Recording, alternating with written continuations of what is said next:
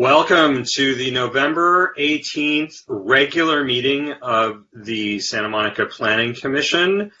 I'm going to call the meeting to order and would like to request a roll call, please.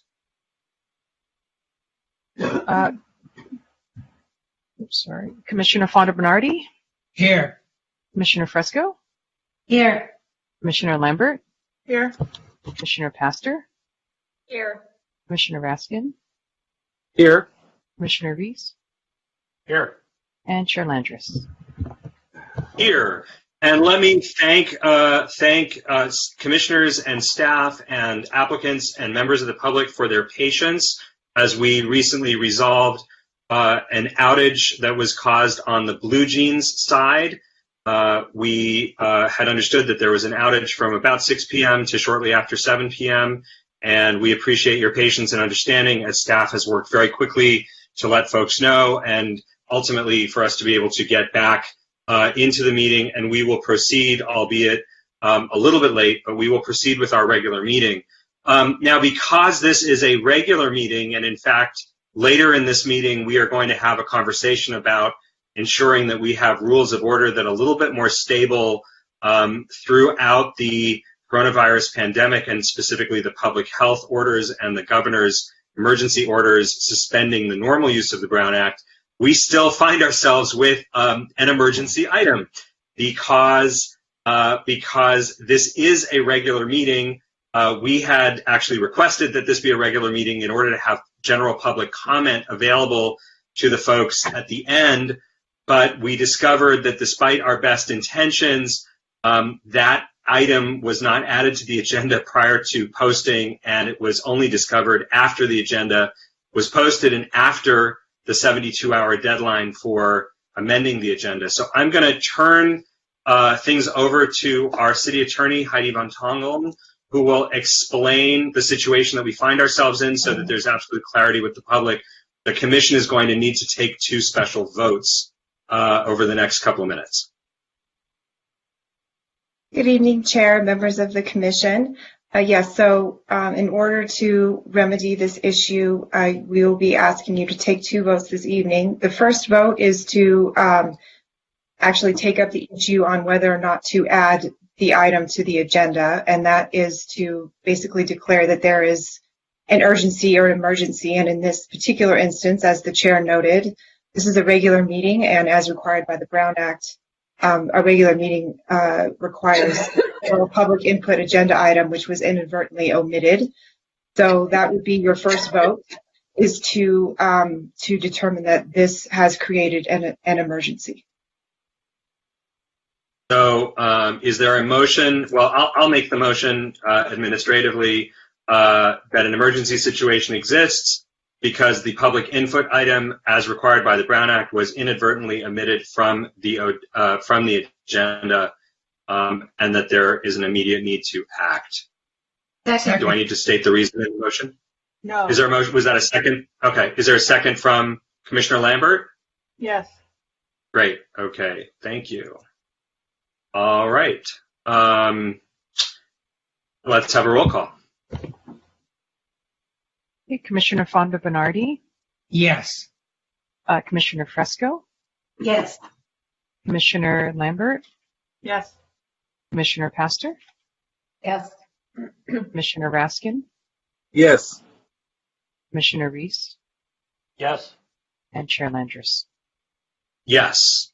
So that passes, and now I'll move to add emergency item 11, public input for items not currently on the agenda, for matters not currently on the agenda so we're going to add that to our agenda. Is there a second for that motion? Yes. I would second, but I have a question. I thought people had to register to speak on a certain item. So we're going to address that. We'll address that once we've added it to the agenda. I believe Commissioner Fonda Bernardi seconded the motion. Is that right? Yes. Great. Is there a discussion? Okay, let's go to a roll call. Commissioner Fonda Bernardi? Yes. Commissioner Fresco? Yes. Commissioner Lambert? Yes. Commissioner Pastor? Yes. Commissioner Raskin? Yes. Commissioner Reese? Yes. and Chair Landris. Yes. So that passes, and let me, because this question has come up now, if I might explain public comment tonight before we go to the Planning Director's report, with your permission. Is that all right, David? Yes, of course. Okay, great. So please note tonight's procedures for public comment. The oral public comment registration noted on the agenda closed at 4 p.m.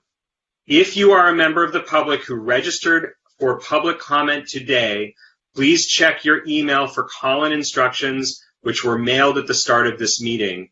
And they were mailed after 7 p.m. when we were certain that the meeting was going to occur. These instructions do not apply to anyone registering for emergency item 11, which is public comment for items not on this agenda. You may now, at this time, if you wish, or at any time during the meeting, email a registration request to planningcomment@smgov.net. Again, that's planningcomment@smgov.net. Okay? Now, you need to specify in that email that you're making a request for emergency item 11, and I do want to stress that this is not an opportunity to make late comment on any item for which registration was otherwise available. Written comments received up until noon today have been read by the Commission. Comments received after the noon cutoff will be retained as part of the public record, but will not be reviewed by the Commission or read aloud tonight. I've also been asked to remind everyone, if you're logged into BlueJeans, please note that the moderator chat function in BlueJeans for technical help from admin staff only. It's not for public comment. The Commission cannot see the chat, and comments will not be forwarded to the Commission or entered into the record. And I will just sort of say from my own perspective, I cannot even, I can't communicate with staff even through this. If I type something into that chat, it only goes to the meeting moderator and it's redirected. So please do not use the moderator chat for anything other than technical support. And we hope that there will not be any more need for technical support tonight. So once again, it should be on your screen. Are there any questions from commissioners about that before we move on? No. We'll come back to process later when we get to the rules resolution. So let me now turn it over to David Martin for the Planning Director's report.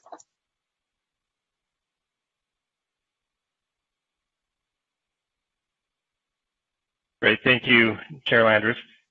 Waiting for the screen to come up.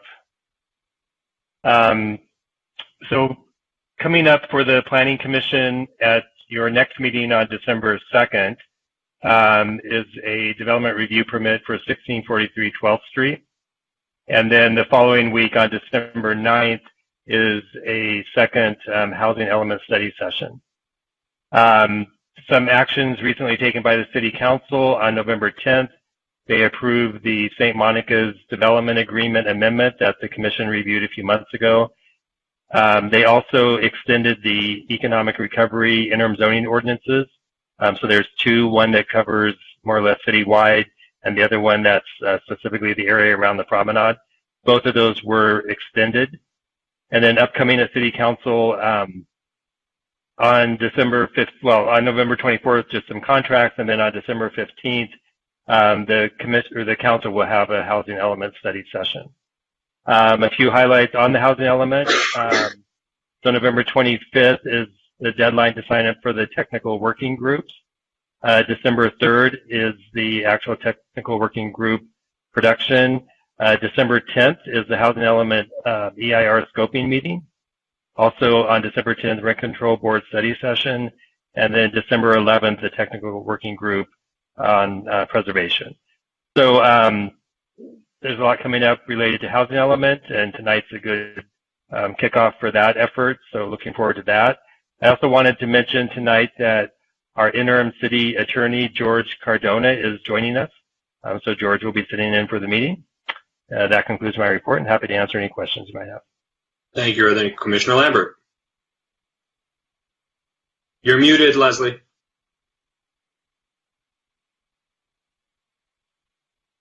Regarding the technical groups, I have a lot of interest in attending them. Would it be a Brown Act problem if more than 3 of us did so, if we didn't talk among ourselves? I'd let Heidi jump in. Let him answer. Please let him answer. Okay. Yeah, certainly Heidi can jump in too. We were actually talking about this, but yes, it would be, we couldn't have more than three planning commissioners participate, given the nature, of this meeting. It's not, before when we had, there's not an exemption to have more, a quorum of any individual board and commission, in these. Okay, I got it. So should we draw straws? I mean, how should we do that? We have this as an agenda item later in the meeting. Yeah. It's on our agenda and we'll discuss it. Right. Okay.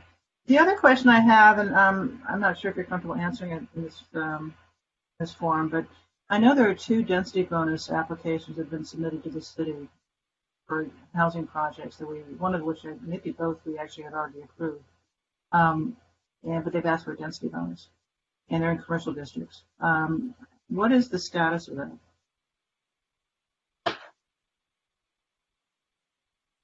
Yeah, so we're reviewing the applications. Jing, I don't know if there's anything to, that we could discuss here tonight about a specific application.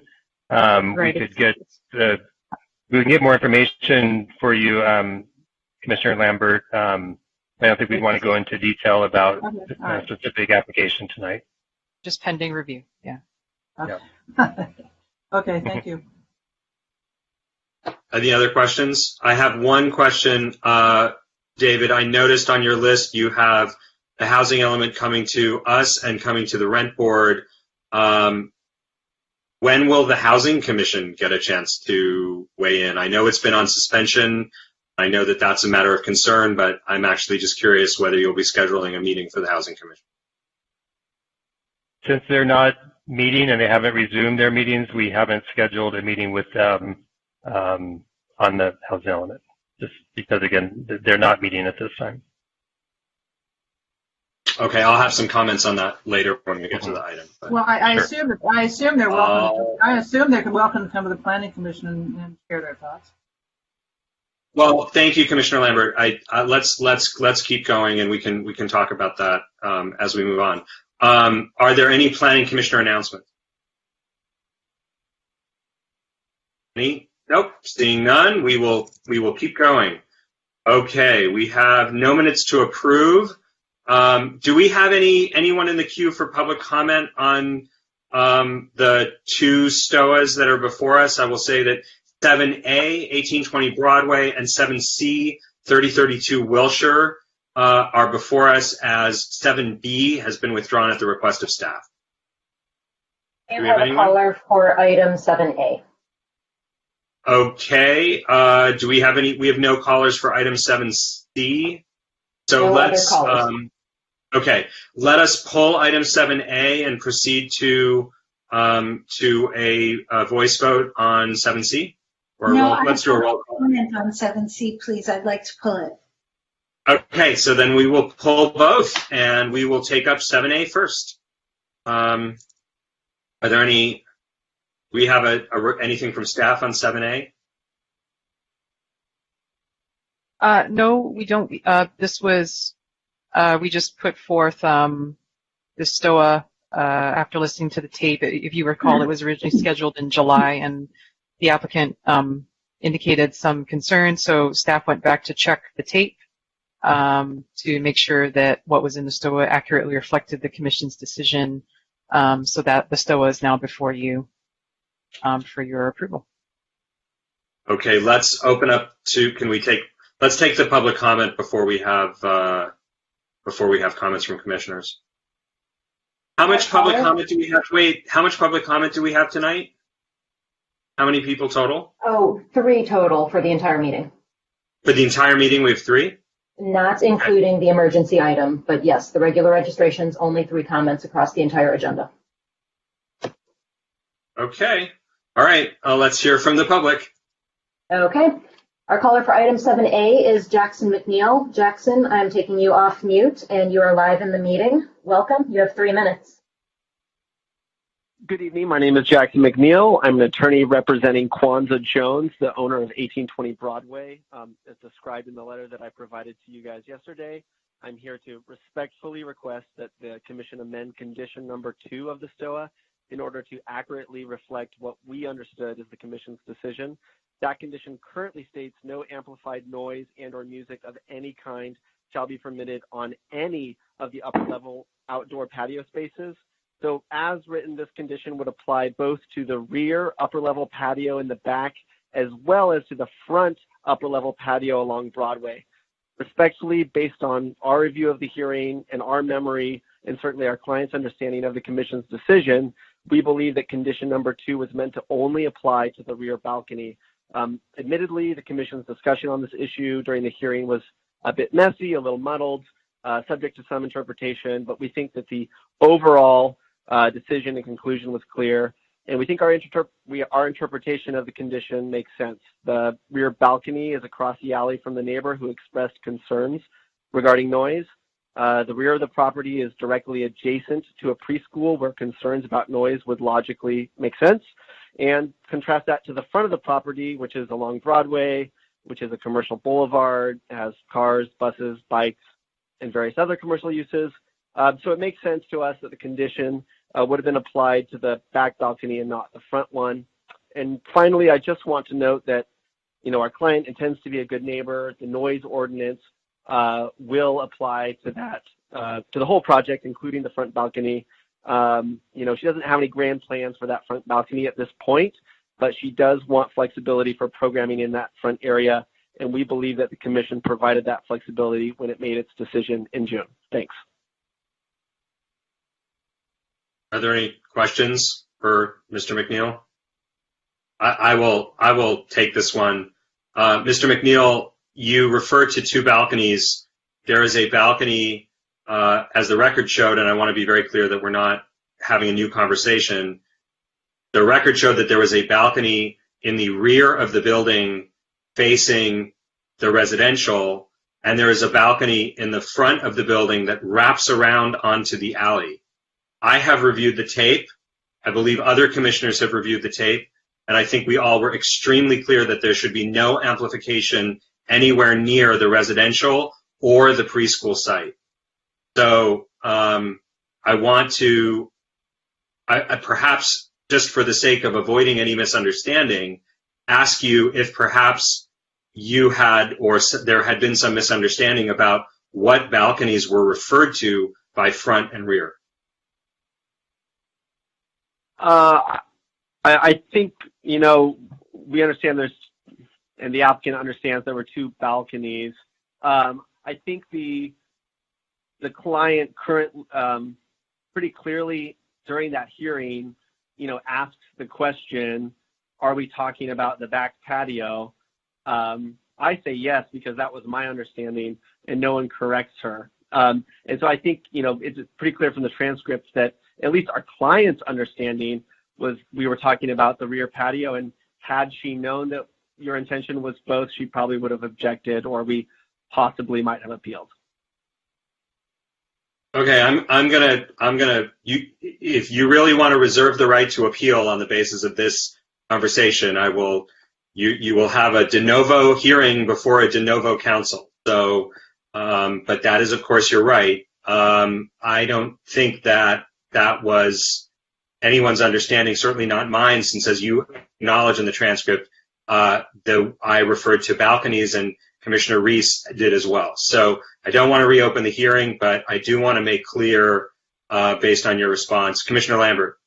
The quote they took from me was actually singular.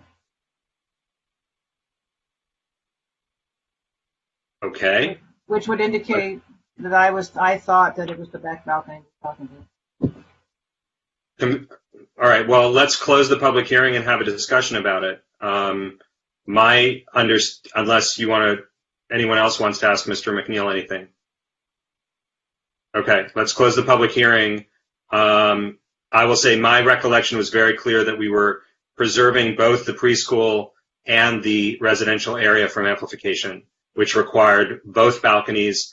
And in the transcript, I used the word balconies. Commissioner Reese similarly, I believe, was referring to the outdoor areas on the second level. So we can have more discussion or we can have a vote. I'm just saying it's very understandable why there was confusion. Okay, but let's establish with Commissioner Reese. Yeah. Yeah, I mean, you know, this is hard. This was months ago. It's surprising to me that we still haven't gotten this STOA out, but because it's months ago, all I can do is look at kind of transcript. My memory was I was most concerned about that back balcony and wanted actually the back balcony to move, wanted to go away altogether. So I can't tell you affirmatively one way or the other that I said both or only one. Okay. My understanding when I voted was that it was both, because there was a portion of that, of the two balconies, there was a balcony facing the preschool and a balcony facing the residential. And we have a condition that the balcony facing the preschool be screened for privacy, but that covers view and not sound. And so I understood us to be voting on no amplification outside. I do not have an objection to amplification on Broadway, but that's not how that balcony is laid out on page 45 of the staff report. So I'll just put it to the commission how you want to move forward. Well, I'm going to vote against the STOA if it's not amended. Okay. Someone want to move? Commissioner Raskin? Yeah, I just want to say for the record that I've reviewed the tape, I've read the transcript and all the materials, and in fairness to the project applicant, I'm inclined to abstain on this issue because I was not part of the commission, and given the debate and ambiguity here, I think in fairness to the applicant, I'm inclined to abstain. Okay. Is there a motion one way or another? Commissioner Fresco? You're muted, Nina. My recollection is certainly of my thought process and intention is more similar to Sean's, that the idea was both balconies. I remember the side portion of that balcony being closer to the neighbor's house, and that was also a consideration. So I would move the STOA as written, and I'm sorry it's not what the applicant thought, but they have an opportunity for appeal. So I move the STOA. Is there a second? Second. Okay, Commissioner Fonda Bernardi. All right, is there discussion? All right, let's have a vote. Let's have a vote and let's see what we get to. Do we have a roll call, please? Actually, could I make a point of information? Yeah, of course.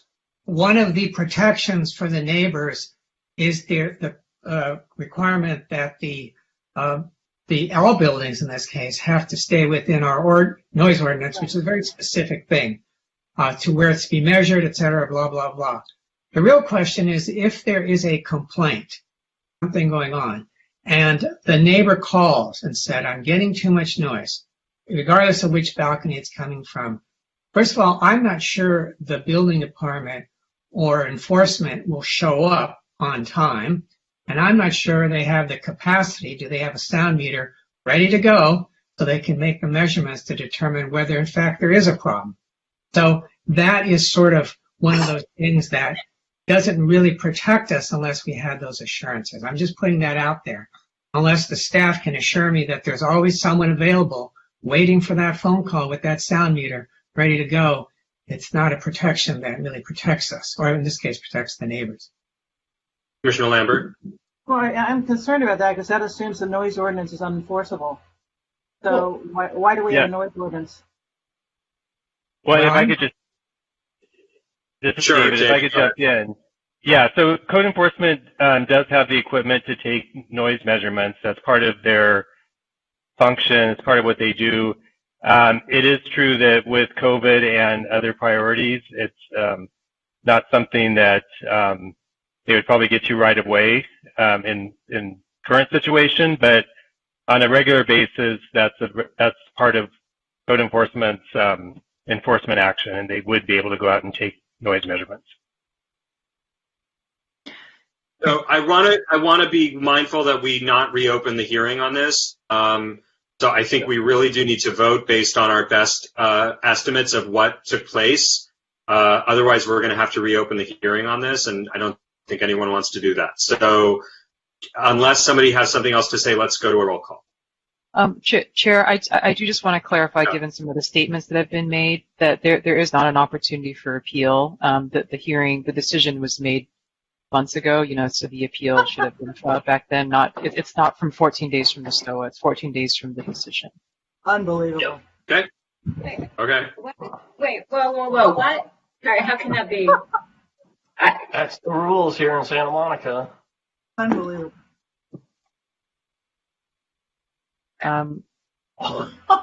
Let's vote. Let's vote. Let's leave that to the. We can't change anything. We cannot change anything right now. Let us vote, please. Commissioner Fonda Bernardi? No. Commissioner Fresco? Yes. Commissioner Lambert? No. Commissioner Pastor? No. Commissioner Raskin? Abstain. Commissioner Reese? Yes. And Chair Landris? Yes. 3-3. Okay. 3-2. No, 3-3. 3-3. I'm going to suggest a path forward. I hate to write a STOA on the dais, but the hearing's been closed, and I want to honor the vote as well as what I believe to the record to have been. The objection is very clearly to amplification facing the alley and facing the residents. Is there a way to write the STOA to permit, is there a way for the STOA to permit amplification facing Broadway, but no amplification across the alley? I believe that was the intent of the commission. So if I may, since we are in a very unique situation, if we could possibly get another continuance on this item so staff could go back and review the record based on what Chair Landers just asked to see if we could support that. We don't have an opportunity to reopen the hearing. There's, not tonight, especially there's no notice, there's no, ability to do so. So perhaps an additional continuance would be useful for staff to go back and review the record again to see if there's an opportunity to either rewrite it the way that the applicant has proposed, or to propose alternate language that is in line with what the chair is proposing. But I do think we would probably want to take another look at the record before we move forward, just to ensure. Do we need to hear from the applicant about a continuance before we move for continuance? I believe the applicant indicated that a continuance might be proper based on the written comments that they submitted, but they certainly may weigh in if you would like. Is there a motion for a continuance? I so move. I'll second it, but okay. I want to be very clear that this needs to come back at our next hearing. Like, the work needs to get done between now and the next hearing, because this STOA has languished for a long time, and the fact that I know now that they can't appeal. Unbelievable. I mean, that's just crazy to me. So I'd like the motion to say that we have a continuance until the next hearing only. I assume that's friendly to the maker. Yes. Okay, let's have a roll call. Commissioner Fonda Bernardi? Yes. Commissioner Fresco? Yes.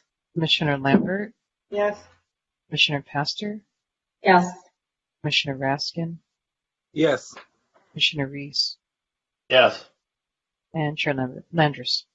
Yes. So we have technical difficulties, an emergency Brown Act agenda edition, and a divided commission on a simple STOA. Let's see how we can complicate this. Nina, tell us your thoughts on 7C. I just have, I was not able to get my organization together to send you in advance. One of the project specific conditions, which is number 5 on page 4 of the STOA about the landscaping on the 8-foot walls around the parking area. It says they shall be treated with landscaping, and the intention of that landscaping was that it be sufficient for to soften sound reverberation impacts on the neighbors. And I just wanted to add that language right there so we didn't get a row of calla lilies at the foot of the 8-foot wall. So just shall be treated with landscaping sufficient to soften sound reverberation impacts in the parking area. Do you have that? Jing and Heidi, do you have that? Does that need a motion to amend? Nina, do you want to move it? I move the STOA for 3032 Wilshire Boulevard with the amendments read into the record. Is there a second? Second. Second. Okay. All right. Let's have moved by Commissioner Fresco, seconded by Commissioner Reese. Can we have a roll call, please? Commissioner Fonda Bernardi, Yes. Commissioner Fresco, Yes. Commissioner Lambert, Yes. Commissioner Pastor, Yes. Commissioner Raskin, Yes. Commissioner Reese, Yes. Chair Landris. Yes. And has the 14-day period on that expired at this point? Yes. So just so you understand, Has an appeal been filed? on that one, yes. But appeals are 14 days, so there's never a situation where STOA is released before an appeal could be filed because the commission's next meeting are all 2 weeks apart. So that's just the procedures that are in the zoning ordinance now for appeal. It's the date of the decision. Well, don't some nights we have in a STOA with us? Right. That we approve? Yeah. So there are times where it does happen. Yeah. Right, But but when it's brought back, I mean, when it's not, then Okay. it's not uncommon. I have a comment, Okay. Sean. Commissioner Lambert. I think that, and not obviously not tonight, but at some point we need to look at this process. I mean, if somebody walks away from a hearing and thinks he got one thing, and then he sees the STOA and it's totally opposite from what he thought he got, this does not work. Yeah. So I think we really need That's to right. look at the process revision at some point. Yep, I agree with you. We need to have clarity because we have a disagreement and it's a fair disagreement, but there needs to be there needs to be some balance of rights and responsibilities for sure. 100%. All right. Are we able to, can we move to item 8 now? And I'm going to pull both items from consent.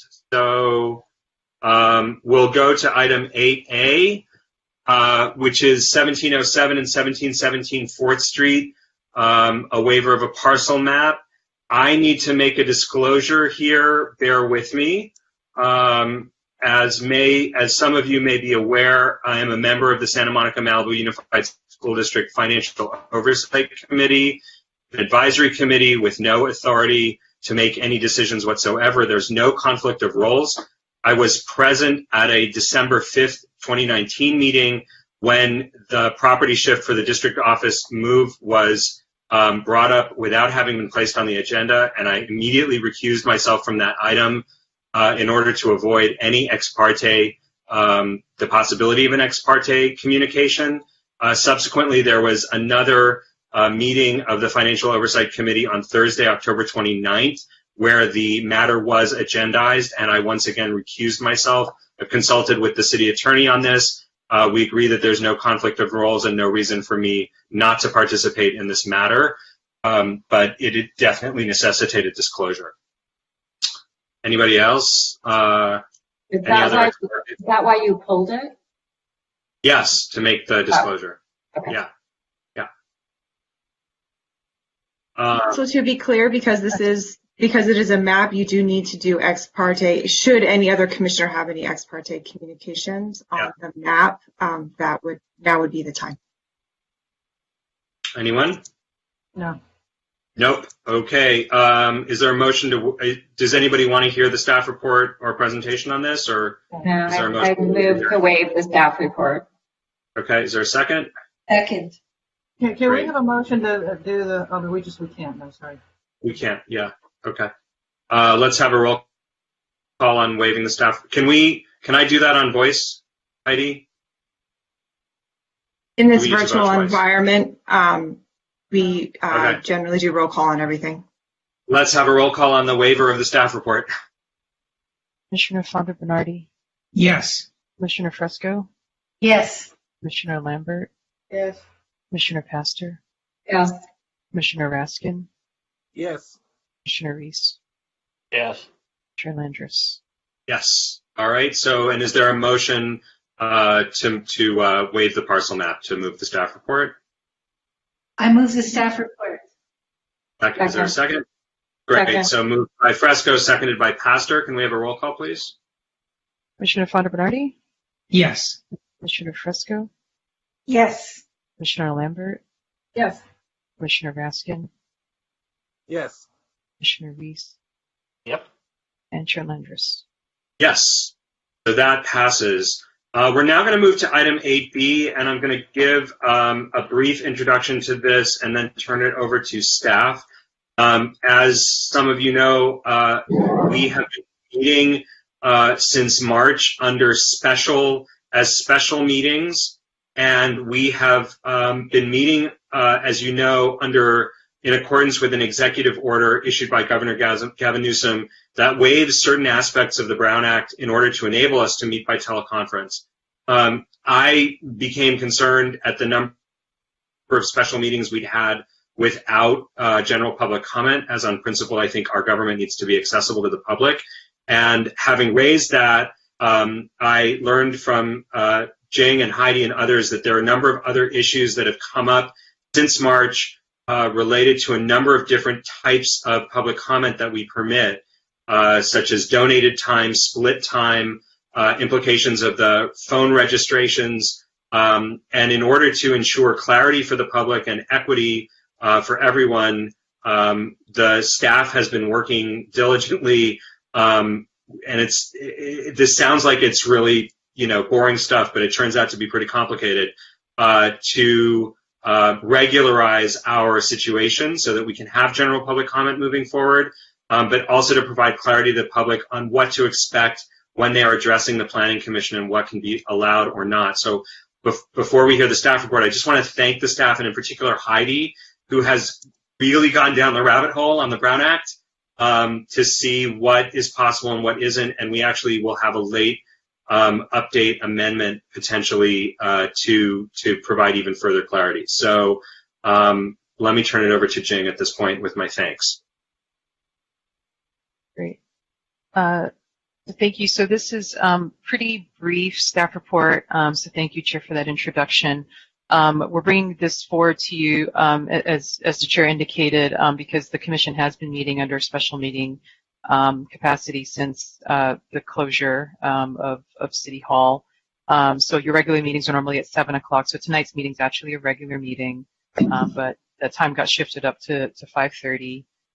So that has had the effect of not requiring general public input on agendas. It doesn't mean the Commission couldn't choose to do that. It's just not required in a special meeting capacity.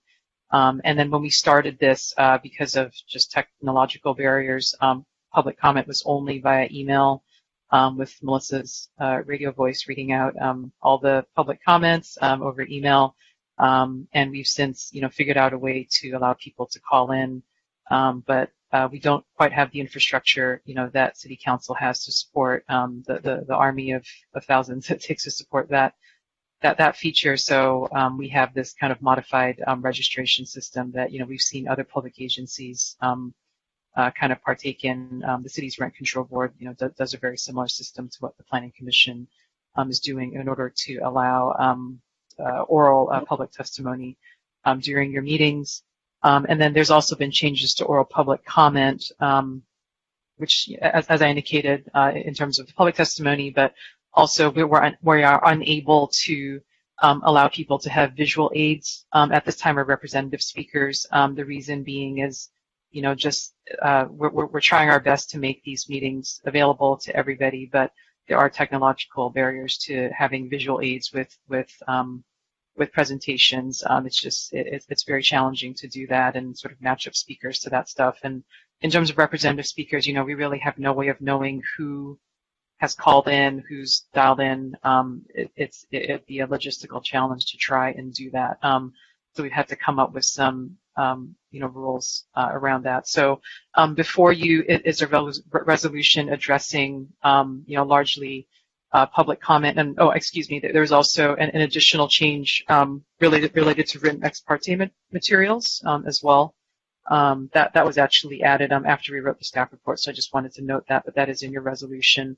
So there are amendments to Rule Number 1, time and place for holding regular meetings, Rule 17, addressing the Planning Commission, and Rule 31 related to written ex parte materials.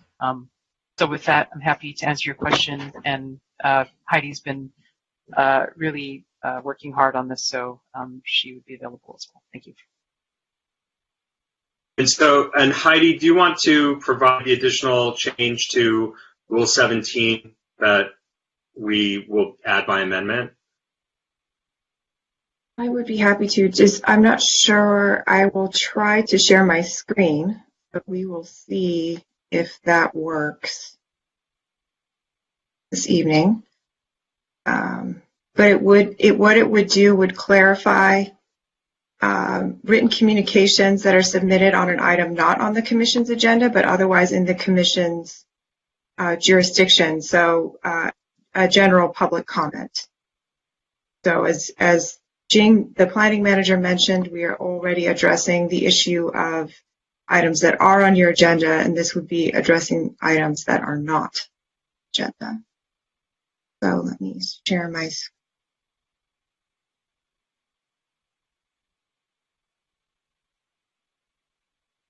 Sure if you can see that.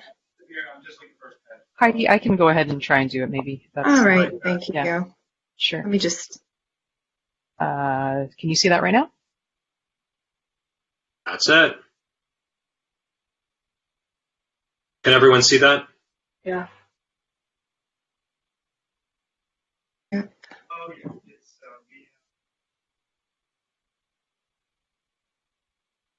So you can just read this in. Yeah. Okay.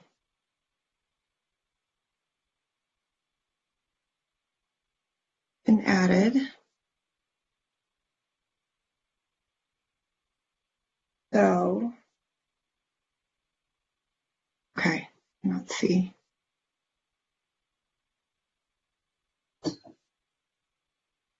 The screen. Okay. I have it in front of me. You want me to read it?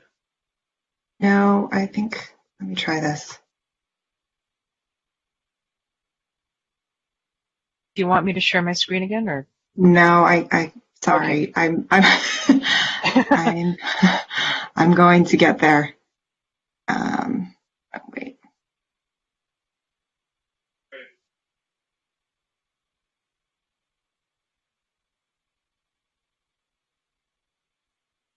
You know what? Let me just send this to you, Jing. It's not catching up. Sure.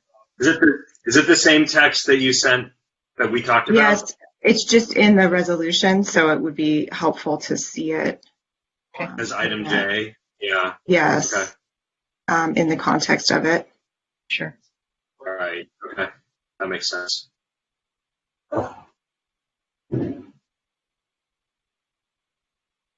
So if folks are looking online from home or elsewhere, this is not currently in the version that is posted, but it is an addition to section 2 of the resolution.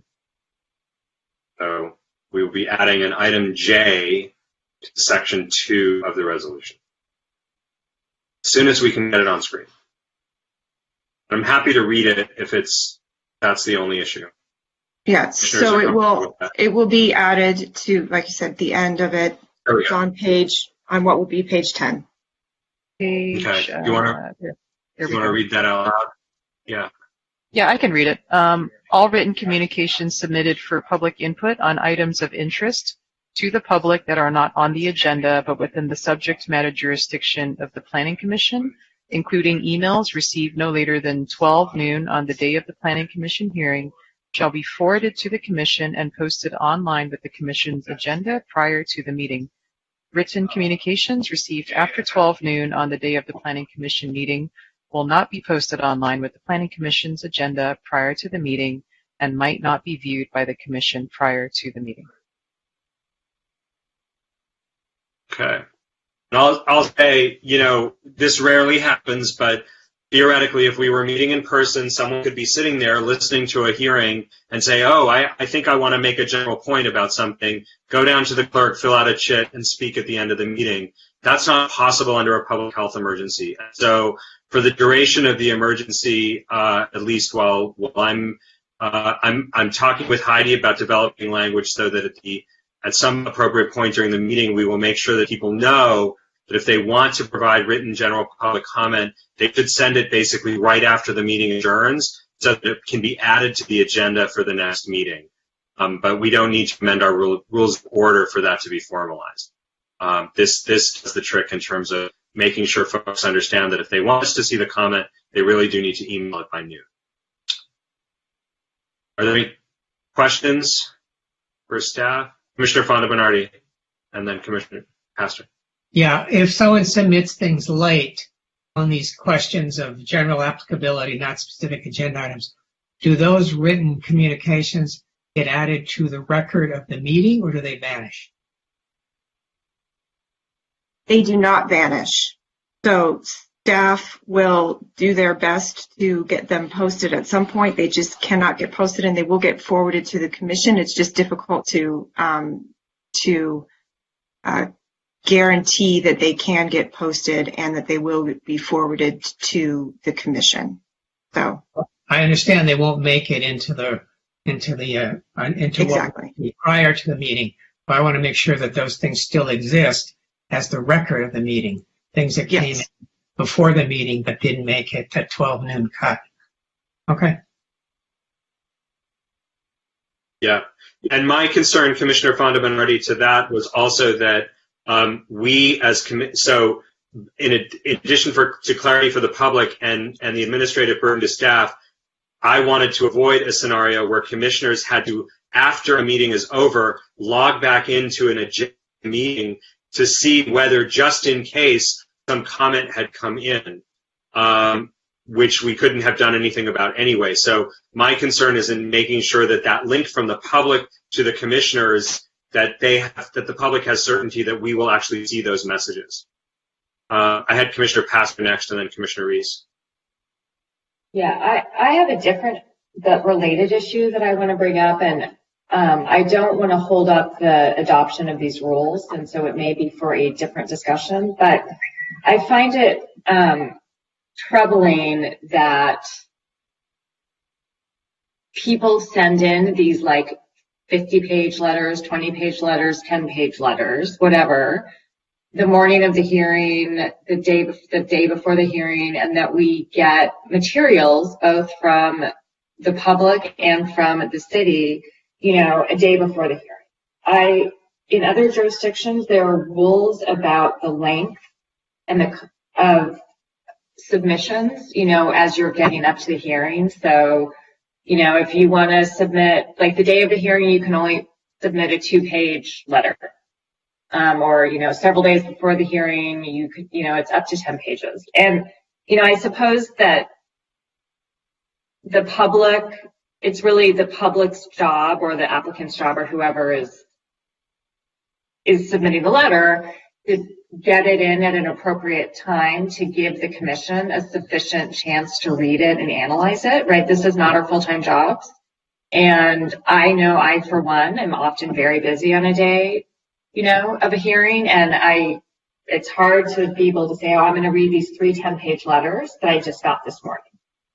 Similarly, I really want for our staff materials to get to us when the agendas are published, because we need to have sufficient time to read and consider all of the materials. So I would like for this commission to have a discussion, whether it be now or at a different night very soon, about whether or not we want to look at having similar rules to other cities about the timing and length of submission.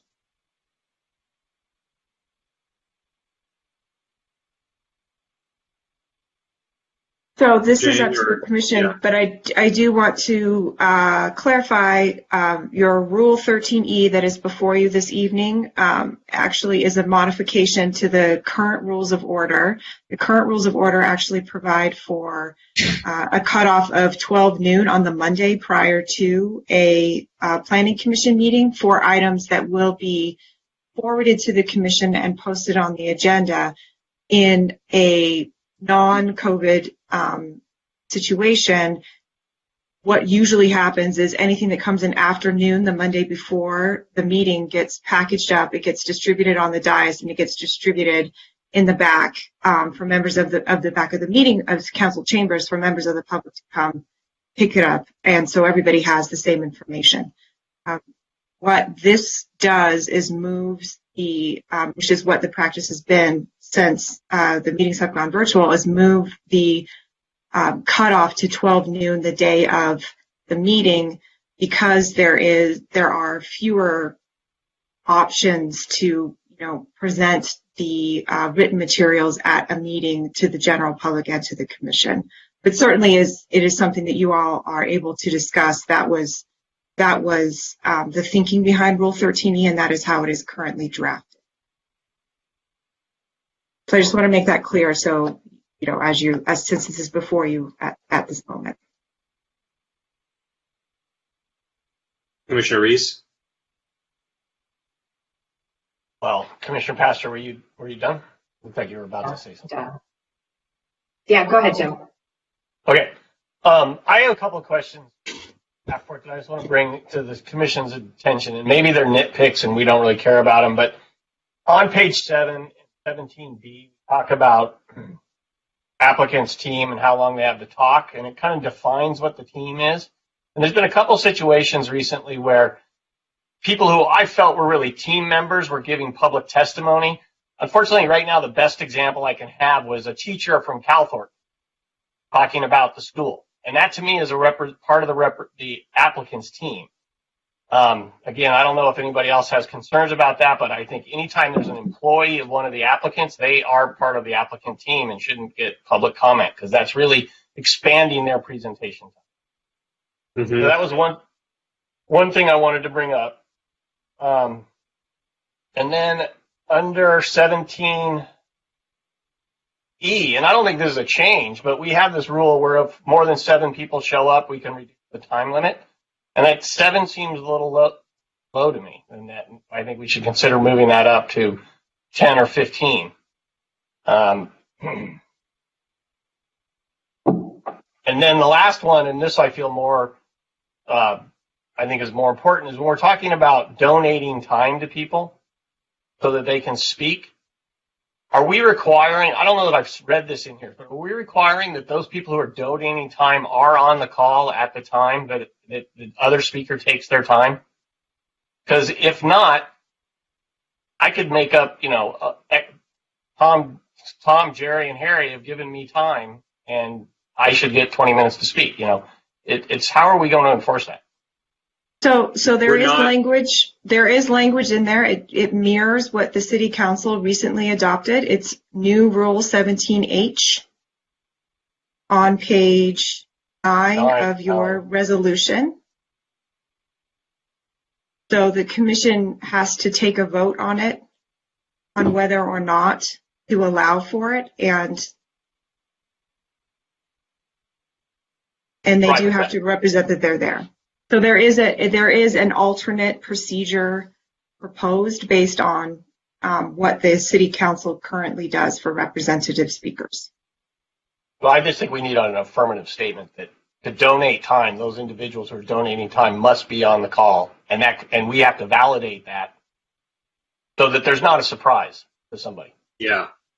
Right. So as the rule is written, the person who is speaking as a representative speaker must represent to the commission that the persons who are donating their time to the representative speaker are listening in on the meeting and, in attendance.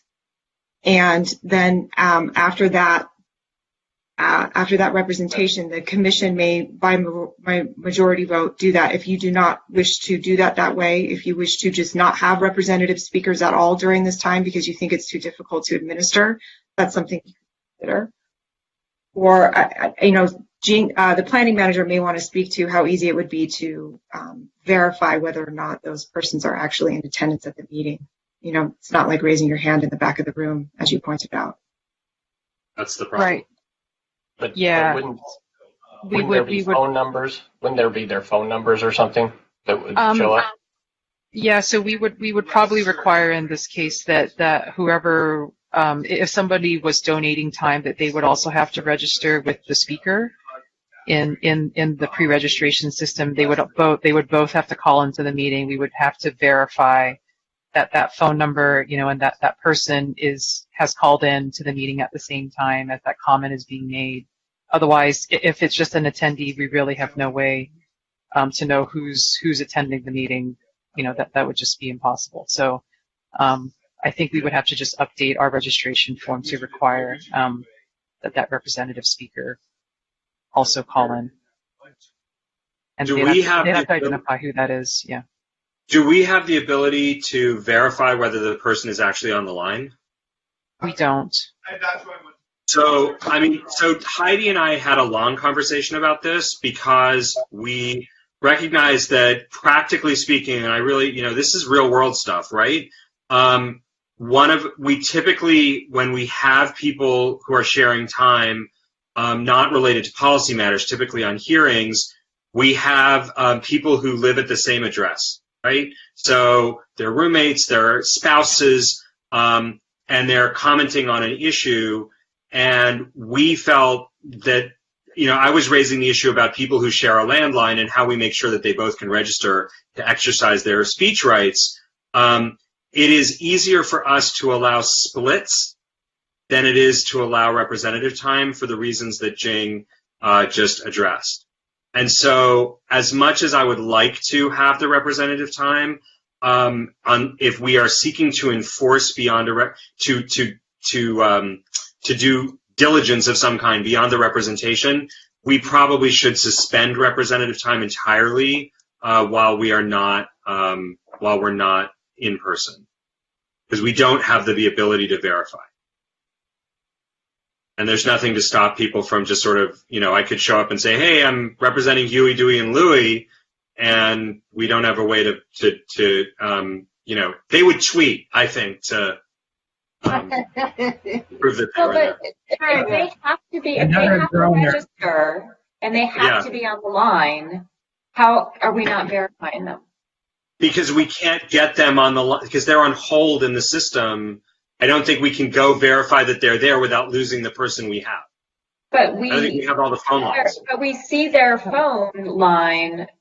Yeah, we would be able to. Yeah, we would be able to verify. It's just that they would have to be called in at the same time. I think your question was, can we guarantee that is the person? Like, no, we can't turn on their video. So, right? It's just, it's a representation that you're saying who you say you are, and that they've called in. So that's the extent of it. So that's what I was answering. But yes, there's absolutely a way for it's not a holding pattern like City Council. This is different. People are calling in, we see them, and you see them on the list. So. Okay, Commissioner Raskin. Thank you. Yeah, I have a few questions. The first one, earlier in the presentation, someone had referenced that there was a modification to the proposed resolution regarding ex parte disclosures. Was that in regard to receiving items not on the agenda for that meeting, or is there an additional modification?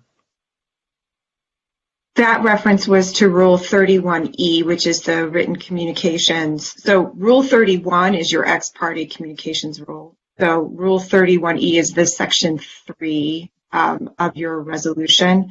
And the primary change to that, as I mentioned before, was moving the, it did two things, essentially. It moves the cutoff for what gets posted on the agenda and forwarded to the commission from noon the Monday before the meeting till noon the day of the meeting, of your regular meeting. And it also made some small adjustments because obviously written materials are not passed out on the dais and left in the back of the room for the public to pick up when they're walking into council chambers. So those are the two changes made to Rule 13E.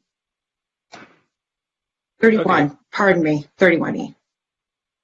Understood. Yeah, I have a more fundamental question. You know, there are members of the community who don't have telephones, and I don't want to preclude them from having an opportunity to present. I'm wondering if there's a way to allow for special dispensation for people to submit written comments that'll be read aloud if they can show that they don't have a telephone.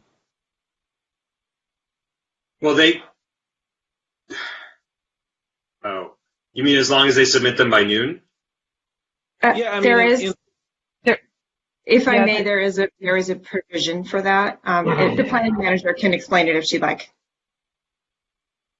No, go ahead. Yeah, I was just going to say that if anyone wants to submit, if they don't have access to a computer or what have you, they are certainly able to contact planning staff. We do have the ability to accept faxes, mails. We can meet people in person if need be, socially distanced, to accept any material. So we will certainly make any ability to accommodate anyone who has non-digital ways of accessing the meeting. Right, and so to accommodate that, if I may piggyback on that, Rule 17F has been added to your rules of order, and this again borrows from what the City Council has adopted during the public health emergency. And basically, members of the public, including those with special needs who cannot speak on an agenda item, may request assistance from the director, and a member of the City Planning Division will provide assistance. So that would be for persons who have some sort of barrier to being able to call in and speak. Planning staff will be available to assist. Okay, and then just to confirm for the public, I assume that there's notice with language to that effect that's posted outside of City Hall or some other public place? That's suspended right now. Even the public posting requirement? Where? No, we do. Are you doing public posting? Yes, okay, good. yes. Yeah, the posting's happening. Yeah. Okay, good. So another question. I know that City Council accepts telephone calls up until the time of the public hearing on an item, and I hate to burden our staff with even more responsibilities, but I'm curious why we decided on 3:30 p.m. as the cutoff time as opposed to some other time. So we run a different public comment system than City Council. City Council has a phone number call-in, and there's actual call agents. We're not doing that. We're actually using the Blue Jeans platform, and callers are sent the presenter call-in number. And so, we do need time, given the myriad of responsibilities our administrative staff has, other than preparing for the meeting, to be able to make sure that we match up phone numbers with people. So that's why there's the sort of cutoff time to register to speak, because we need to kind of grab those email addresses and send them the message, the call-in information. So we do not have the infrastructure to have the same call-in system as the City Council. Okay, that makes sense. I'll just say for the record, I'm still concerned that people that this ultimately frustrates public participation. Oftentimes people find out about these types of meetings until the last minute, and I'd be curious if there's anything we can do about that. I understand that there are some pragmatic limitations here. All that being said, just some general comments. I do hope that we can continue to explore as a. Can we get through questions before we go to comments, if that's all right? Because I think there are some commissioners who have questions of staff before we get into discussion. Is that all right? We're still on questions. Yeah, this was ultimately a question. Oh, okay. Thank you. I was just curious if staff has explored other platforms besides BlueJeans for holding these meetings. That would involve a conversation with our Information Services Department. Due to cybersecurity concerns, BlueJeans is the platform we are required to use at this time. But if you have thoughts on other ones, we can certainly bring that up with our Chief Information Officer as to what would be acceptable, because that's not really our decision. That's made by us. Okay. All right. I'll cut it off there. Thank you very much, everyone. We'll come back. Commissioner Fresco and then Commissioner Fondo Bernardi. I'm curious if somebody sends an email about an item on a Planning Commission agenda to planning@smgov.net. Does it only go to our staff and then get forwarded to us, or does it filter through? Is it just a forwarding device? How does that work? No, so you're talking about emails to the planning comment at SMGov, the comment box, right? So when that comes in, no, our staff has to then, proactively forward it to the commission. However, we do post it with the agenda, which is why we ask, that you check the agenda and let you know, because otherwise, if we're posting it and forwarding it to the commission, you're going to be bombarded potentially twice. Some people copy the planning comment box, some of them don't. Some people write the whole commission, some people don't, some people email some commissioners and not others. So we're trying to bring some consistency as to, how you access public correspondence given to the commission. Well, I appreciate the efficiency and the service we get from staff in compiling all those messages into a single document for us.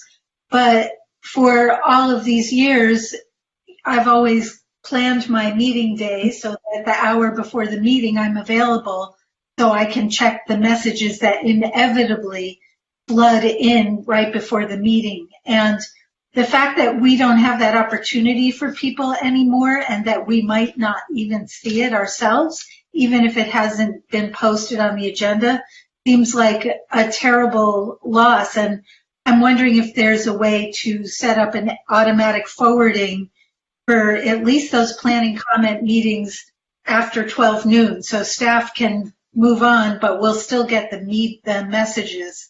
Because, between everybody's life and time constraints and the timing of when the agenda is posted, I just feel those last minute messages. And I have sent many of them over the years. Nice to know they get to the commissioners. Yeah, I understand your concern. I think what we'll have to look at it there just are some limitations to these shared email boxes. So we'll look into it and see if it is possible to do that. I would note this email address is used for not just the Planning Commission, it's used for ARB, landmarks, and zoning administrator. So it serves all of our public comment. So we'll see what we can do about a possible auto forward. Thank you. That was my only question for today. Commissioner Fondo Bernardi. Yeah, I have a question regarding the 3:30 cutoff, be able to speak. Is that 3:30 cutoff linked to a 5:30 meeting or to a 7 o'clock meeting? That was linked to a 5:30 meeting. So we need 2 hours to process it. Okay. Yeah.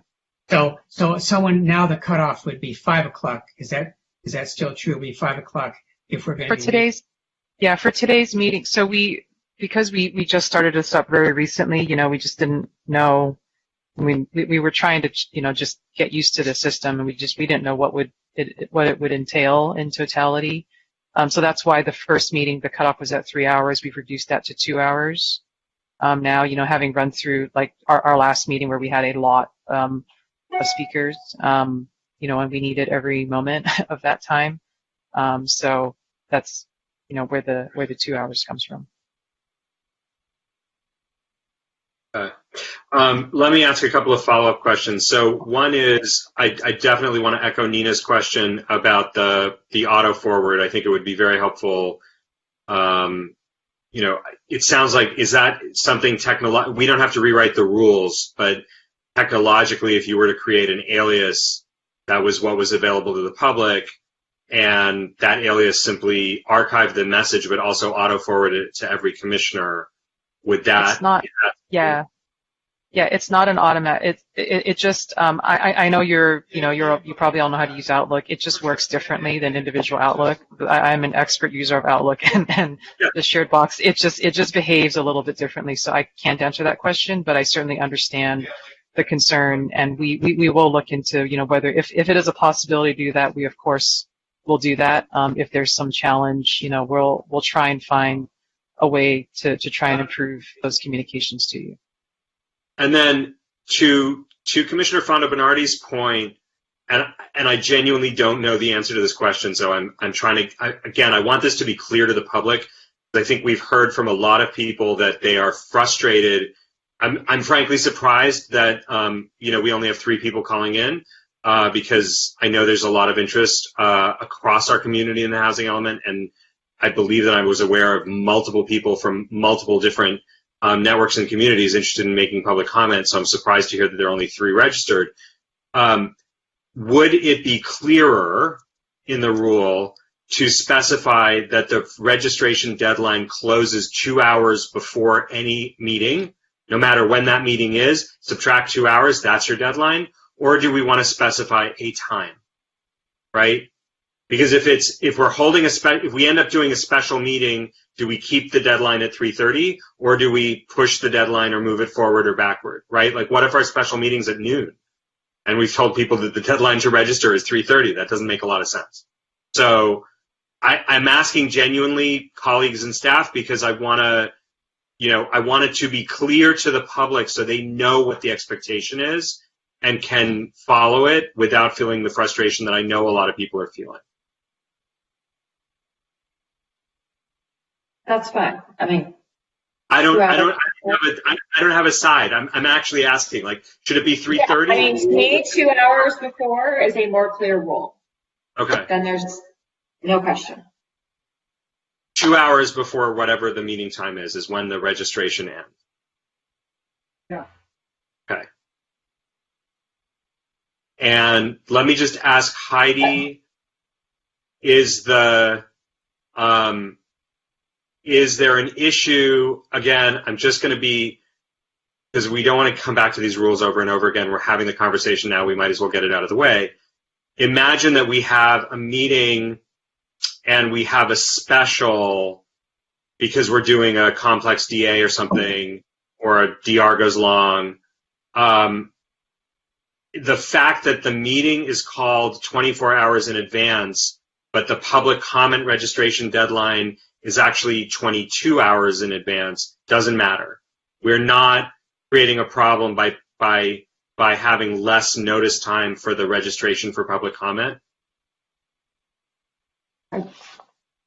I see your question. I think that's a good point. The Brown Act doesn't actually speak to that.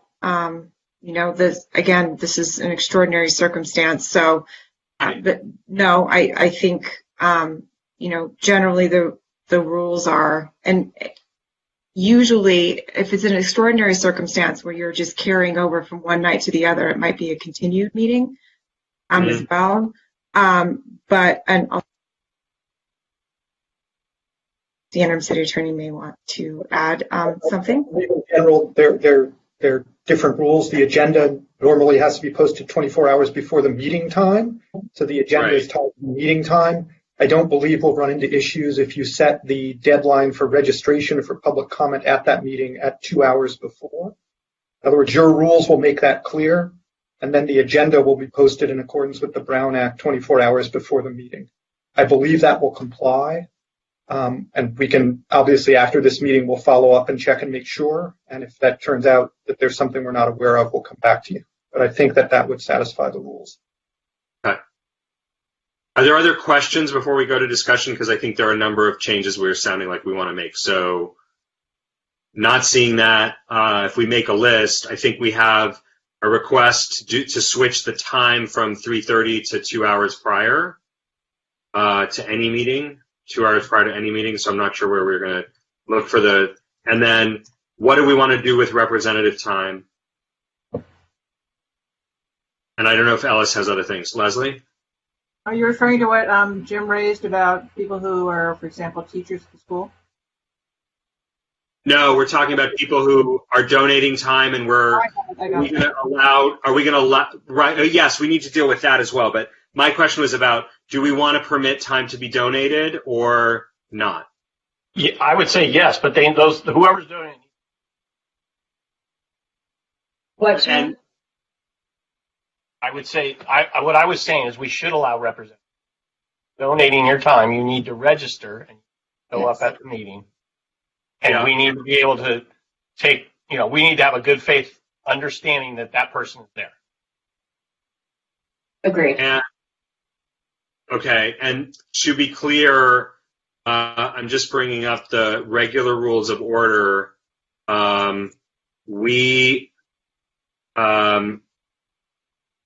Okay, so this is, let me make the following suggestion for the sake of clarity. Our current rules state under regular, if we were in person, I'm going to read it out loud. In addition, a representative speaker may be allowed 1 additional minute of speaking time to a maximum of 5 additional minutes, hence 8 minutes total for each person actually in attendance who assigns his or her right to speak to the representative speaker. I think that's a wonderful tool for democracy. I think that's going to be really hard to administer in real life. And so I would like to suggest that we limit the representative donation to 1 additional person, but that we permit a doubling of the time under virtual, so that staff is only verifying 1 other phone number or 1 other person, because somebody showing up with Huey, Dewey, Louie, and Mo and Larry, that's a lot could go wrong. I have a question. Under normal circumstances, how do we? I can't remember how we do that. You raise their hand. We see. I did raise my hand. No. I'm saying that's how we do it. We raise it. They raise their hand. No, I understand. But how much extra time does the donatee get? 1 minute per extra person. Why don't we do up to 5 minutes? To 5 minutes. Up to 5 minutes. Okay. And so I'm suggesting up to 1 extra person for up to 3 minutes. Great. Okay. Right? Or up to 2 minutes if we're on the reduced lot, right? We're cutting down the number of reps, but we're granting more time. Right. Right? So that it's manageable by staff. Right. Is that good with everyone? Yes. Okay. Commissioner Rapp, yeah. Yeah, I have some problems with the existing rules of order. I know this isn't before us now. I think that the limitation is too strict and not a reasonable time, place, and manner restriction on the free speech of people who want to donate time. That said, I understand the technical and practical limitations that we're under, and I would recommend giving people the opportunity to at least have as much donated time as they would under normal circumstances. But in the sake of compromise, how about two more people who donate 2 minutes each for a total of up to 7 minutes? It's going to take to imagine we're in the middle of the meeting. This is a public health emergency, so we are entitled to a degree of flexibility. And imagine that we're in the meeting and we're pausing the hearing to try to verify the presence of multiple people on the phone. I am all for the more speech, the merrier, but we have to be able to move through the meeting, and we have to be able to, and I don't want to give more time. We can't give more time to 2 people proportionally than 1 person would get, which is why I'm suggesting a simple doubling. That makes sense to me. Yeah, I understand. Just to respond to that, I don't think that this is going to happen as frequently as we're worrying about now.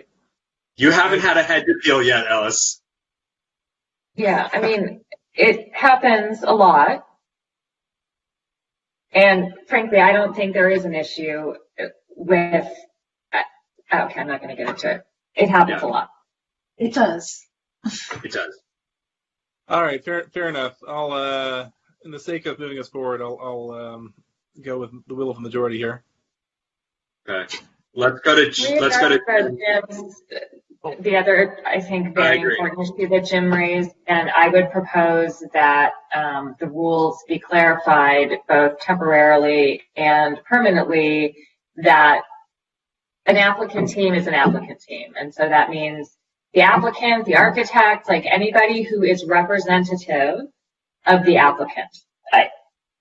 And the teacher thing is a little, I mean, employees of the applicant, I think that's right, you know. Commissioner I Lambert? think that's right. I agree with Commissioner, who are you? Pastor. Pastor. I mean, for me, the purpose of the applicant team is to provide a technical presentation of the project. They're not there as the cheering squad. They're there to tell us what the technical ins and outs are of the project.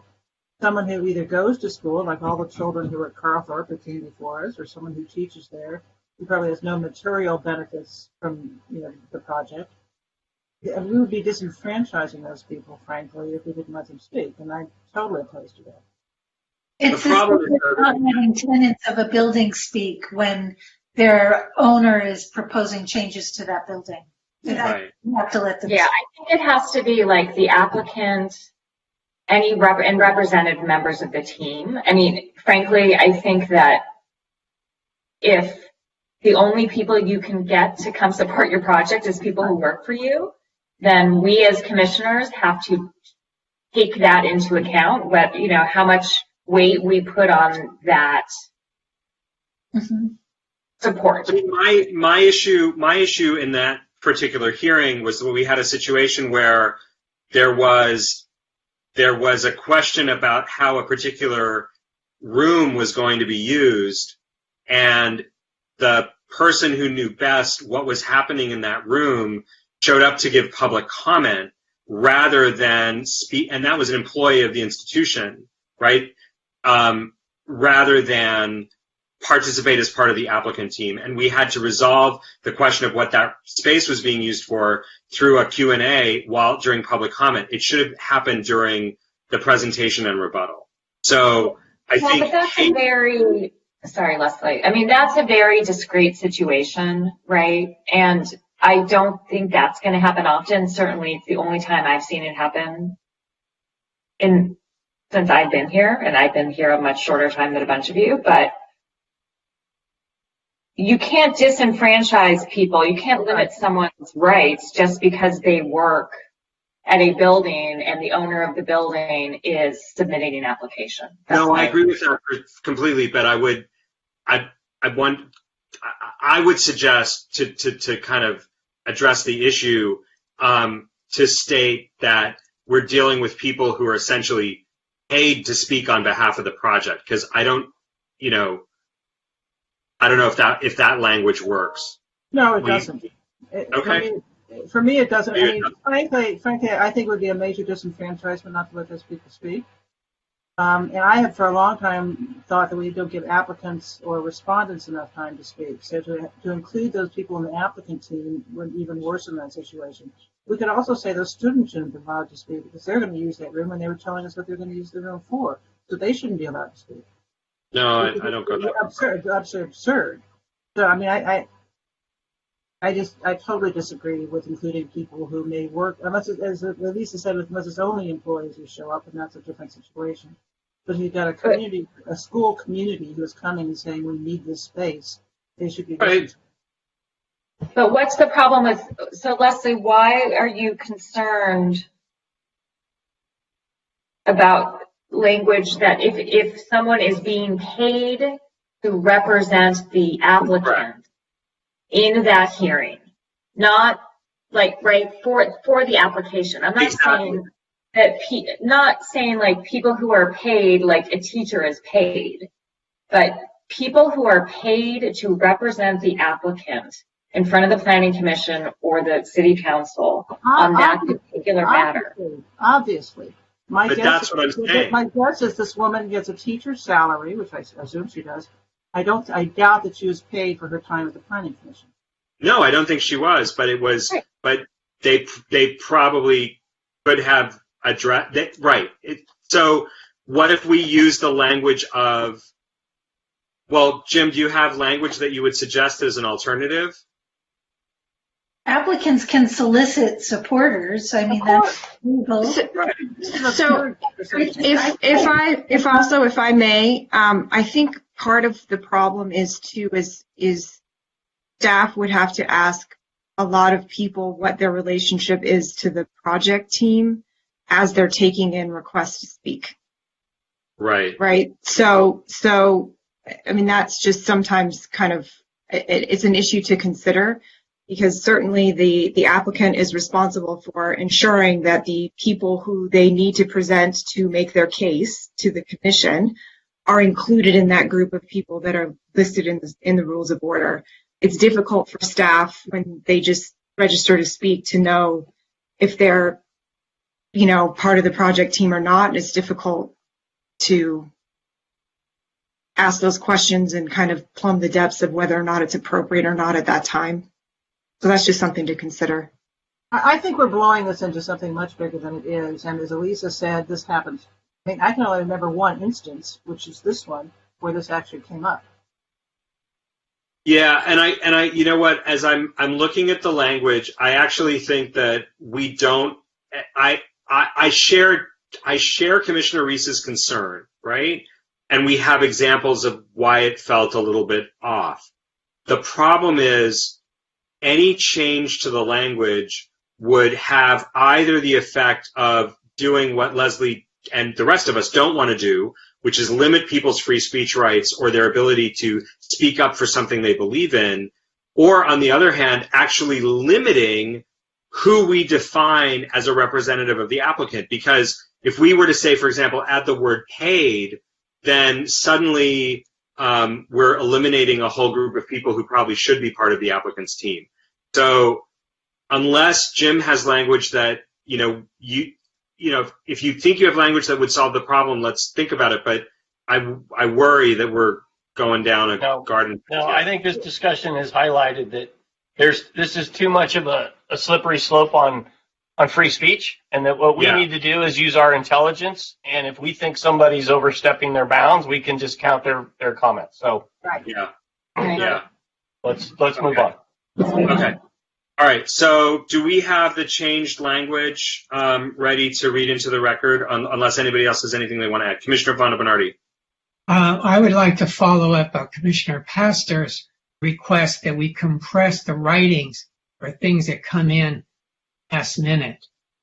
I think the 2-page limit for anything that's after 48 hours might be a workable thing that would work both in our online universe and in our regular universe, because we've shown up on the dais and all of a sudden someone drops a stack on you and then you feel like an idiot because you're not up to speed. So I think it happens both in real life and in virtual life. So I think a 2-page limit might be a very good compromise for that purpose. While staff works. Yeah, go ahead. Sorry. Now would be the time to introduce it into our resolution, so we capture all these little loose ends at one time. Agreed. Commissioner Raskin. Yeah, I think that the 2-page limit, unfortunately, is unworkable. There are some statutes that allow for the submission of any evidence up until the time of a vote on a public hearing. In SUCO, for example, you can include in the record of proceedings any evidence submitted up until the time of decision making. I think that on a practical level, people who submit these last-minute submissions submitted at their own peril, that commissioners won't be able to read it. But I don't think that we can practically or legally put that restriction on public comment. And I have some other discussion points, but I'll reserve those for later. Well, let's go back, because I think Commissioner Pastor was suggesting that there's some language that would define the expectation as we're going to have an expectation that you read anything, that we read anything that's 2 pages or less, that anything that's longer would still get circulated, but there would not be the same expectation that it be read. You said something about, in our conversation earlier today, Elisa, you said something about non-compliant versus compliant submissions. Yeah, I mean, the way that they do it in other cities is that they take it, but it's labeled a non-compliant submission. And I don't think that we can, on the dais right now write the language. I would like to ask either that we continue this item or that we adopt some of the rules and that we have the city attorney look into this issue. I'm happy to provide examples of what other cities do. I agree, Commissioner Raskin, that yes, they submitted at their own peril, right? I mean, that's the reality. But there should also be some reasonable expectations that we can write into our rules.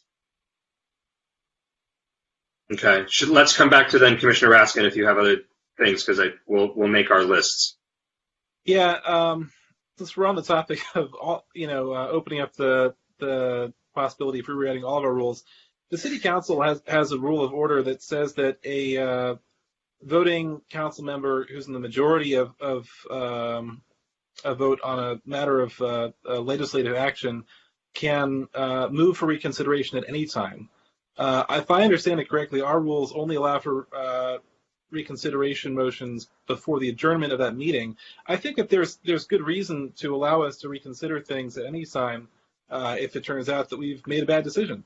So that's something I think we should come back and look at some point. On Sorry. which, not on hearings, on legislation. On legislative items, yes. Well, then you're just amending the legislation. It's not a reconsideration. You're amending the legislation. There has to be some certainty for people. Yeah, it's a matter of semantics, I suppose, but the City Council has that rule. I think it's a good rule. I think we should consider adopting it ourselves. Well, we have a rule that we could, in theory, if you're on the winning side, appeal one of our own decisions to the City Council. So if you feel we made a wrong decision and you voted for it, you have that option also. Well, I think that's for quasi-adjudicative actions. I think the City Council rule is only for legislative action, but I could be wrong there. Commissioner Lambert? I hate to point this out, Ellis, but you know how long it takes us to get to an issue? You want to double that time? I know, but that's our job to take those hard votes and long evenings. I know your intentions are good. Do you have other things? That's all for me. Okay. Just on that last item, I would remind the commission that we only provide and this is relevant for our items that are ahead of us on the agenda. We only ever provide recommendations, and our recommendations essentially expire once they're transmitted to the council, because then the council either acts or does not act on those recommendations. So to Commissioner Pastor's point, if in the future we wanted to reconsider, we would simply issue a different recommendation. I think it's different for the City Council because some of the viewpoints that the council takes then end up being direction to legislative representatives in Sacramento. They end up being directions to staff on types of work on ordinances in the pipeline. And your changes in policy really do affect things moving forward. Our changes in policy really just reflect the composition of our commission at any moment and the nature and tenor of the recommendations that we're making relative, because council will direct what we do, and we will still be obligated to follow the directions of the council, even if we, in the process of following those directions, say, yeah, you've asked us to do this, we've done this work, but here's what we think too. And we've done that actually, where we've been directed to do work and we've come back with, and it was problematic, quite frankly, with the micro units. Council directed us to take up micro units, and we essentially declined, and that opened up a kind of that was problematic. Commissioner Lambert? I just want to point out to everyone, and I'm sure this hasn't escaped you, that we have a huge agenda item ahead of us. Yes.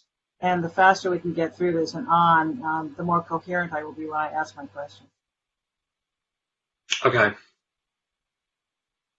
Let us move forward then with what we can move forward with.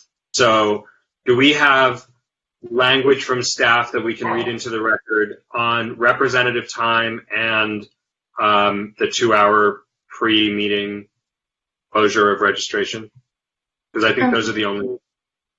We do, and actually we have one other minor change, but I do want to confirm exactly how the donated time would work. One other speaker may donate time who is present up to the double, or did you revert up to twice Up to the the double, Yeah. whether it be 2 or 3 minutes, depending on what your rules are at the time?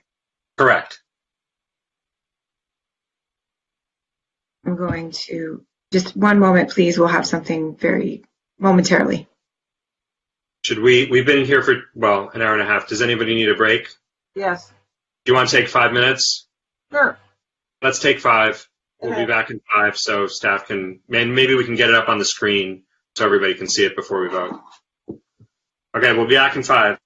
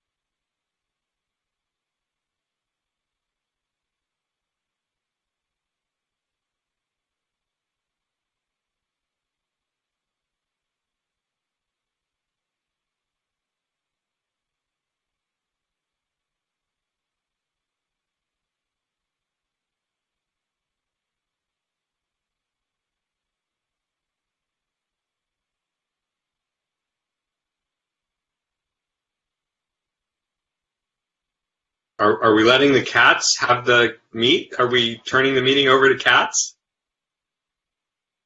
I've We actually are. been We are. here for a few minutes. It's been very entertaining.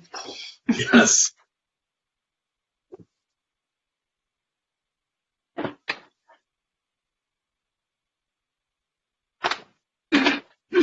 Well, it looks like we're about ready to get started again.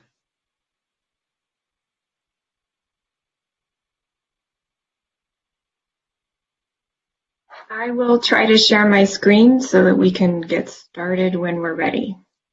Great. I think we might as well I think hopefully Leslie's coming back soon. But let us. Can you see I'm my sure she screen? will forgive us for moving forward. Yeah. Oh, yeah, Heidi. Yeah, we got it. We can see Okay, the good. Okay. Yeah, we got it. Can you set your screen to full width? Yes. Apologies. Nope, that's 2 pages. The other one. There you go. Yep. Okay. So the first change is to Rule 17A. And it reads now that the registration shall be no later than 2 hours prior to the start of the meeting. Yep. You mean no less than it? No later than 2 hours. Okay. Since we're doing time. The next change will be to 17F to make clear that the special assistance will be made available to those with special needs or without technical resources. Pardon me. I thought I had fixed that previously, but there. To make clear that that special assistance will be made available for persons in that situation. The representative speakers makes clear that the representative speaker rules will not be in place while they're the normal rules, but one other speaker present and listening via teleconference. Staff shall attempt to confirm the representation and advise the commission of the results, after which the commission may then decide by a majority vote of the members present and not recused from the particular agenda item whether to grant the speaker double the speaker time for that particular item. Can I ask, why do we need, before you move on, why do we need the vote? Could we do that by consent so we don't have to have a roll call in the middle of public comment? You do not have to have the vote at all if you do not wish to. Okay, it sounds like we all want to do this, so is there any objection to eliminating the special vote for that time donation? Can we just do it if we can find the person? Is everybody good with that? Yeah. Thumbs up? Yep. Okay, cool. Yeah, great.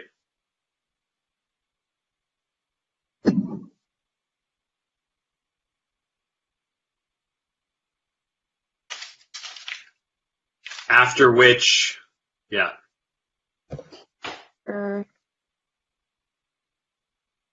Be granted. For double the speaker time. You had the word granted, so maybe granted double the speaker time. Yep. You have it already. Yep. Does that work for everybody? We've got so many lawyers on the commission. This is George Cardone. As you have it now, what that would mean is that even if staff tells you they've confirmed that the person is not there, you would still grant them double the speaker. Oh, you're right. No, we would not grant them the person. Right. So, staff shall confirm the representation. How about if staff can confirm that? So if you wanted to do that way, you could say, after which, unless staff has confirmed that the representation was false, the representative speaker will be granted double the speaker time for that particular item. Yes.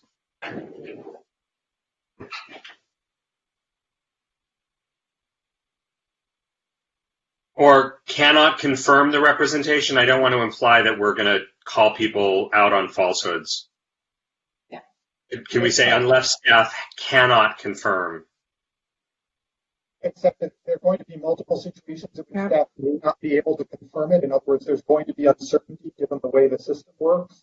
So I think we want it, but unless staff knows that, in fact, the other speaker is not present. Yeah, but then we're always going to give it to them. How about this? Unless staff confirms that the other speaker is not present, comma, representative speaker will be granted double the speaker time.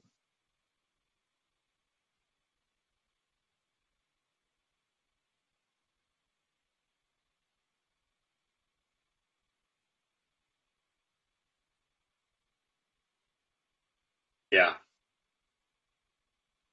Okay. We can always move to hear we can always move at that point to hear the person, to grant the person or not. But the assumption is that that will be done in good faith, that the representation will succeed, that the confirmation will succeed, and we'll just hear them. So we would vote in the case of uncertainty. Yes. Let's move along here. Well, can we move on? Yeah. Yes. This is the 17J that you previously saw. I believe that's it. Great. We ready for roll call? Yes. Great. Thank you again to Jing and Heidi. We appreciate your focus on this, and thank you, George. We have all the best lawyers on this from the city tonight. So thank you. Oh, Susan's not watching. Commissioner Fonda Bernardi? Yes. Commissioner Fresco? Yes. Commissioner Lambert? Yes. Commissioner Pastor? Yes. Commissioner Raskin? Yes. Commissioner Reese? Yes. And Chair Landris. Yes. And that moves us forward. Thanks to everyone for their patience. And we'll have Susan help us make it better next time. All right, let us now move on in the agenda. We are now at there's no public hearing tonight, so we're now at item 10A, and we're going to open the discussion. I think we have a presentation, so we will hear the presentation. Are there callers in the queue? Just verify that there are. Do not have one in the queue as of yet, but there is one registered. Okay, so let's turn it over to staff, and I guess put your screens on full screen, and there's going to be a lot of screen sharing. Let's go. Okay. Thank you, commissioners. We're pleased to be here tonight to formally kickstart the commission's this project with the commission, the Housing Element Update. We actually started the public participation process last week with introductory webinars. So this is a continuum of that. Tonight is our introductory study session. So I'm just going to begin sharing my screen. I'm going to be sharing this presentation with the members of the planning staff who are working on this. So you're going to be hearing from Rachel Kwok, who's the project manager, Steve Mizukami, and Kerry Fukui.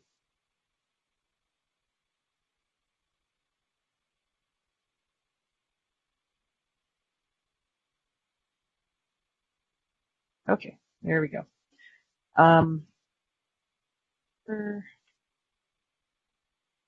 Okay, so this is the agenda in terms of what we're going to be going over for tonight's study session.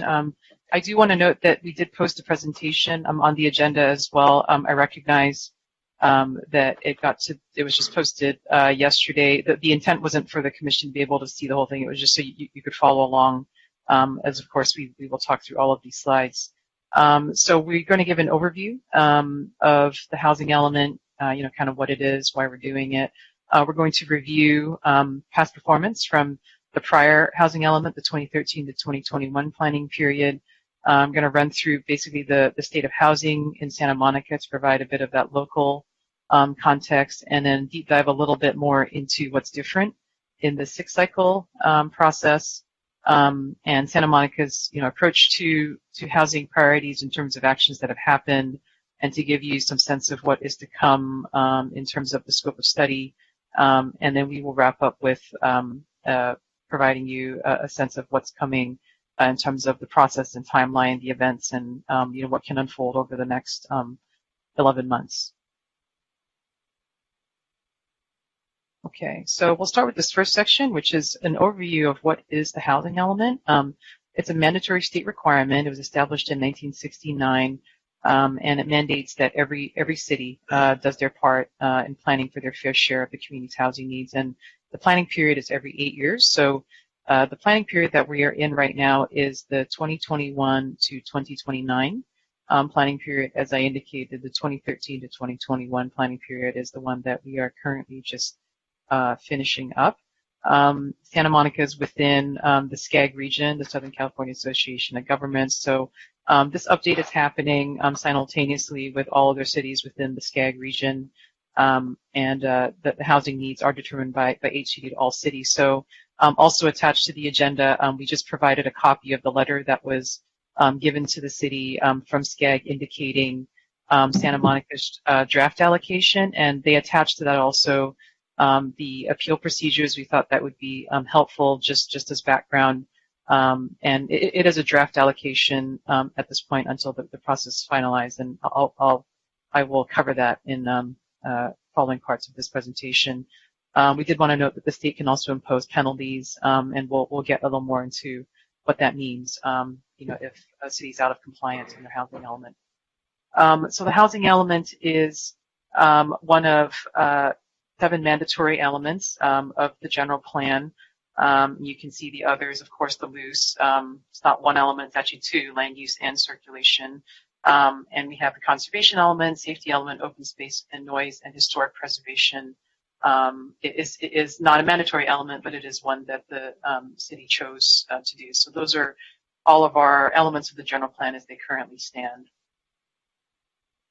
There's other housing plans as well, related to, it's not just the housing element. There's 2 other plans, the consolidated plan and the fair assessment of fair housing, both that were approved earlier this year. Consolidated plan details how federal funding is spent on priority needs, and the assessment of fair housing is developing strategies to eliminate those barriers for access to housing and its assessment of fair housing issues in all of the city's programs. So we've gone through the what, and why are we updating the housing element? Again, it's ensuring that the city plans for the housing needs of the community.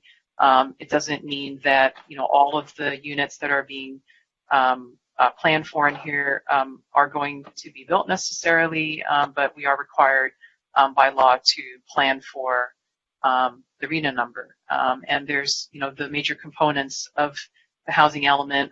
It ends up being a document at the end of the day.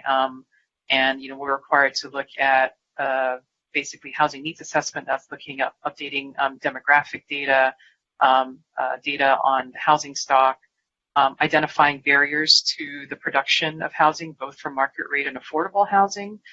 We are asked to evaluate the effectiveness and the progress of the housing element, both the programs and production from the last 8 years.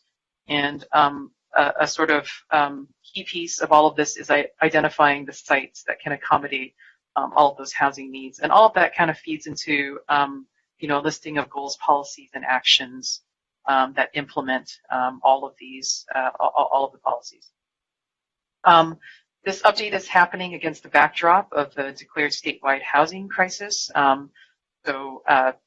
California is a very expensive place to live. There's a housing shortage, largely due to the imbalance between supply and demand. So these are just some facts here in terms of the cost, median home costs in California compared to the national median. It's about twice as much. There's an estimated shortage of 3 million units. This was based on a report from the Legislative Analyst's Office in 2015. And there's an estimated 1.3 million low-income renter households that need affordable homes.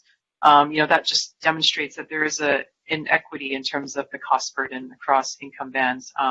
Largely, households at the lower income end of the spectrum, spend significantly more percentage of their income on housing, relative to other higher income levels.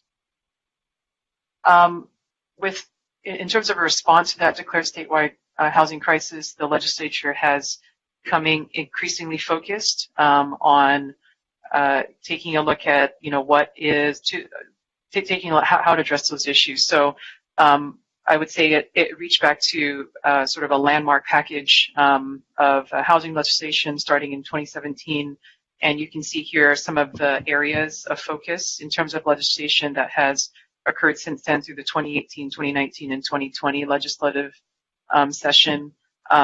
We can see that, there's been interest in streamlining. That has been a major focus of a lot of legislation in terms of looking at, removing barriers and process for housing production. There's been a strengthening of the Housing Accountability Act in terms of ensuring that cities are not violating or abusing the act in review of housing projects. There's a lot of interest in removing local barriers to housing production. On the flip side, there's interest in providing funding for affordable housing and also offering stronger tenant protections. This effectively statewide rent control was implemented with the last legislative session.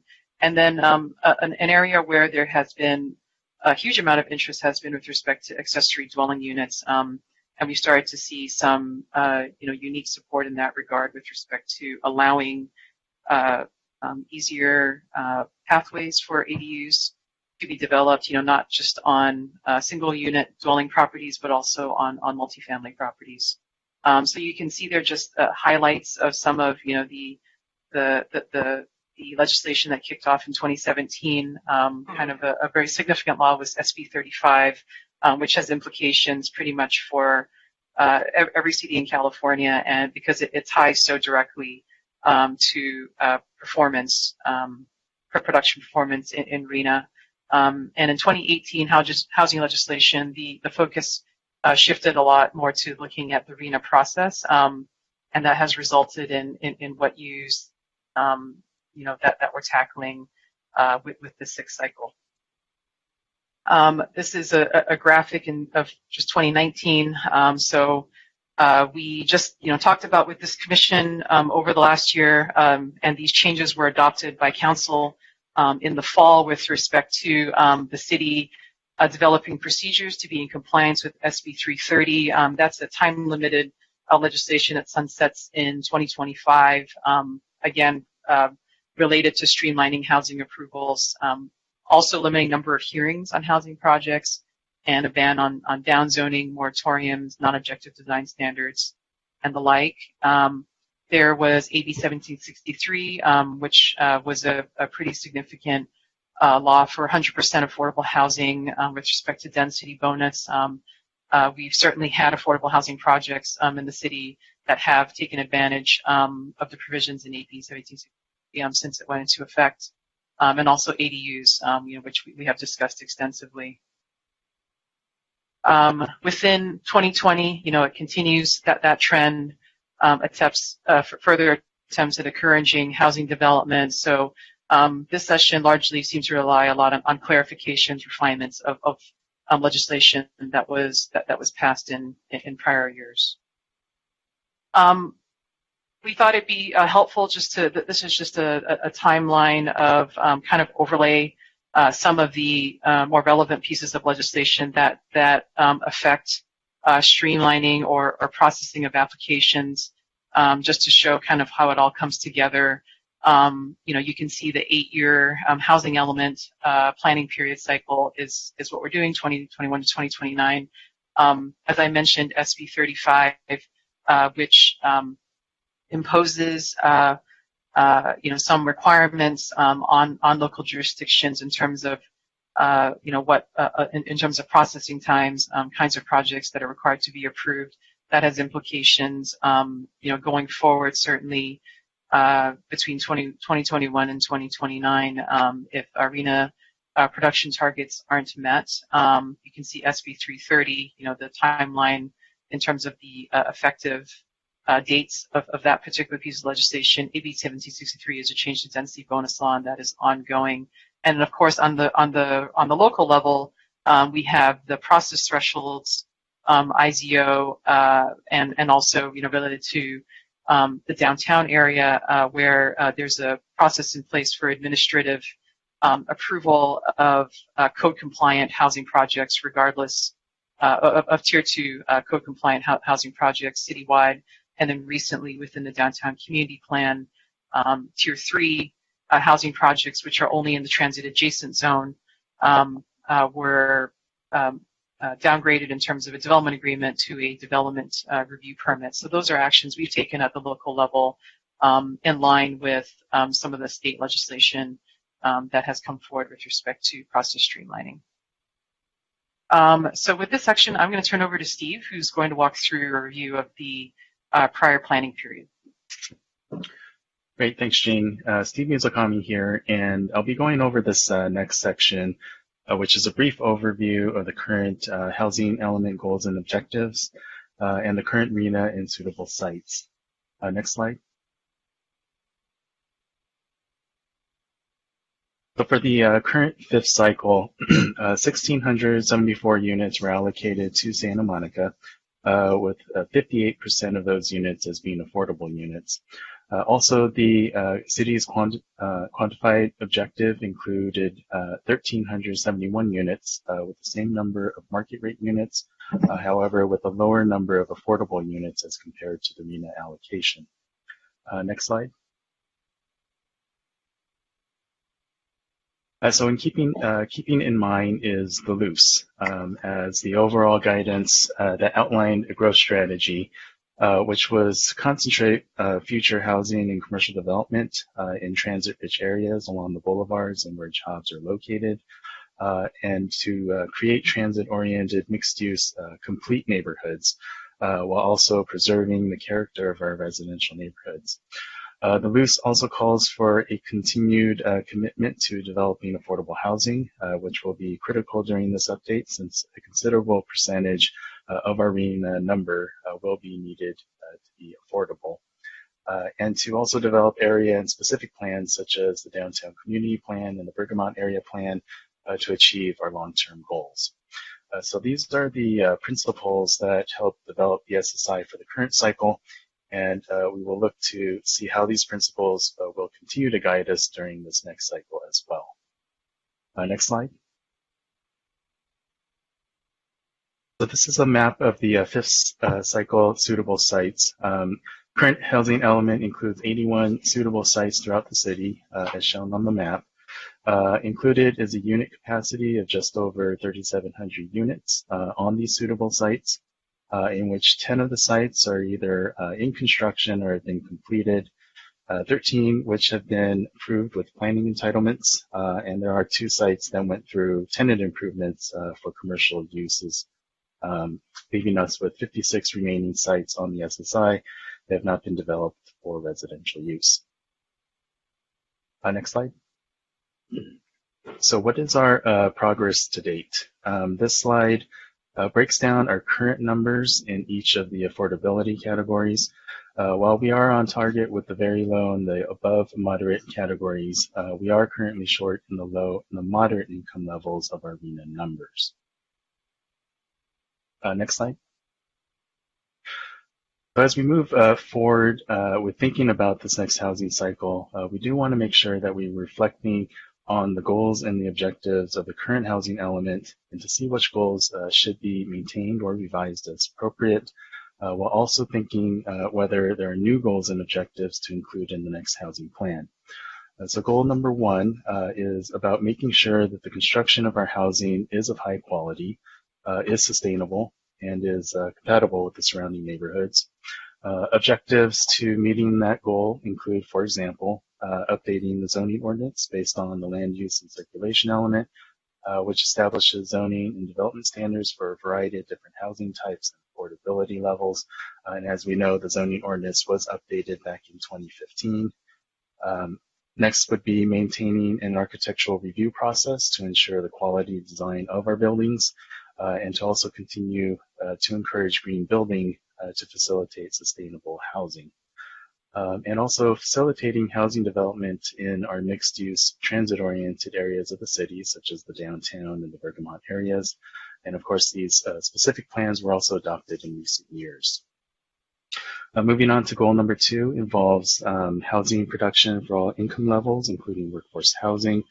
An objective is to maintain the city's affordable housing production program, or also known as the AHPP, by implementing, evaluating, and also revising the program to address the housing needs of the city. Goal number 3 is to protect the existing supply of affordable housing.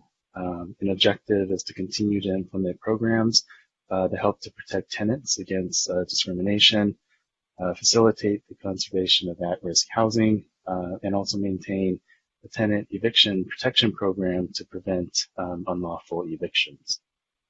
Next slide. Goal number 4 is to make sure that we have continued maintenance and rehabilitation of our existing housing stock. So this includes maintaining possibly a residential repair program, which seeks to fund the rehabilitation of apartments and home repairs occupied by low-income residents, and maintaining the current earthquake seismic retrofit program, which requires seismic retrofitting of our older apartments and residences. For example, buildings with tuck-under parking that are being structurally improved that you may be seeing out there throughout the city of Santa Monica, as well as the Los Angeles region. Goal number 5 is about housing assistance for affordable and above moderate income level households and households with special needs. This would include maintaining rental housing voucher programs and assisting all persons with disabilities, and also continued support of the tenant relocation program, including temporary relocation due to any remodeling or safety upgrades within a tenant's residential unit. And also to facilitate the reduction of homeless persons through a range of housing options with emphasis on affordable housing, supportive housing, and eventually permanent housing. Next slide. Goal number 6 would include maintaining fair housing programs, meaning educating landlords on practices that meet fair housing laws. And goal number 7, which seeks active participation of our residents and community groups on housing and neighborhood safety. And this might include continuing to offer neighborhood safety programs in coordination with the Santa Monica Police Department. So again, these are just a few of the objectives of each of the 7 goals in the current housing element that we will be reflecting on as we look to formalize the appropriate goals for this next housing cycle. So with that, I'm going to hand it off to Rachel, who will be providing some insight on Santa Monica's housing trends and data before we get into the planning for housing in Santa Monica. Thank you, Steve. So as we move into the 6th cycle housing element update, first we kind of need to understand the local housing context, information about what exactly our population looks like, as well as what our housing inventory looks like. Next slide. So looking at the population, this is an important thing to look at because we need to understand how many people live in Santa Monica, as well as the age group that lives in the city, so that we could adequately accommodate for their housing needs. As you can see here, from 1970 to 2000, the population of Santa Monica dropped. From 2000 to 2018, it increased by about 5.2%. And while we're still waiting for the final numbers of our 2020 census, we do know that for the population right now, we don't anticipate it increasing from 2018. Rather, we anticipate that the population has remained somewhat steady or even maybe dropped a little bit. This is due to the fact that a number of people have moved out of the state due to a number of factors, including high housing costs, as well as just the simple fact that people are having smaller families. And as you can see, in terms of the population age groups, the middle age population represents the biggest population of Santa Monica. 24 to 44-year-olds represent the most of our population. Next slide. When we're looking at our existing housing inventory, you could see that 77% of our housing inventory is multifamily. About 12,000 of our inventory is single family. These are concentrated primarily in our R1 zoning districts and scattered throughout the city. But as you can see here, most of our inventory is made out of multifamily, and most of these units are within buildings that have 5 or more units. Next slide. So over the past 20 years, the number of single-family units have remained somewhat steady and stable. As I mentioned before, it's a little less than 12,000 single-family units in the city. We're a city of primarily renters, and these renters are living in multifamily units. There's about almost 41,000 multifamily residential units in the city. And as you can see here, as I mentioned, about 71% of our population are renters. The remaining 28.6% are owners. So there's very few home ownership opportunities here in the city. Slide. So this is just breaking down our existing housing supply. As you can see, as I mentioned, 28% of our units are owner occupied. When we're looking at the breakdown of the renter occupied units, we have about 27,000 units under subject to rent control. A portion of that, about 4,500, are affordable housing units. And then the rest are about 16,000 are market rate units. And so most of our housing units were built before 1980. So as you can see, 75% of our housing stock was built before 1980. The remaining 25% was built after 1980. As you can see, in terms of construction, the number of units constructed have gradually gone down since 1980. Next slide. In addition to the fact that our housing inventory is somewhat old, it is also very expensive. As you can see, our single-family medium home price in the city is about $3.9 million, which is way higher than our national median of about $260,000, even in the Los Angeles metro area, which is roughly $600,000. Even the cost of a condo is way higher than any other cities. We're seeing condo prices at upwards of almost $1 million. And so even buying a condo is quite out of reach for a lot of people. And renting also is very expensive here. This is the cost of $3,200 is the median rent cost for a 2-bedroom apartment in the city. This is significantly higher than the greater Los Angeles metro area, as well as the national median, which is about $1,100. So we're about 3 times more to rent here in the city than in the national level. Next slide. So we know we have a huge housing need. So how do we plan for it? Next slide. Well, one of the ways that we plan for it is the Regional Housing Needs Allocation Number. As you guys all know, it stands for RHNA. And the state determines the number of units needed in California for an 8-year cycle. This is known as the RHNA number. This number is then divided amongst the various regions of the state.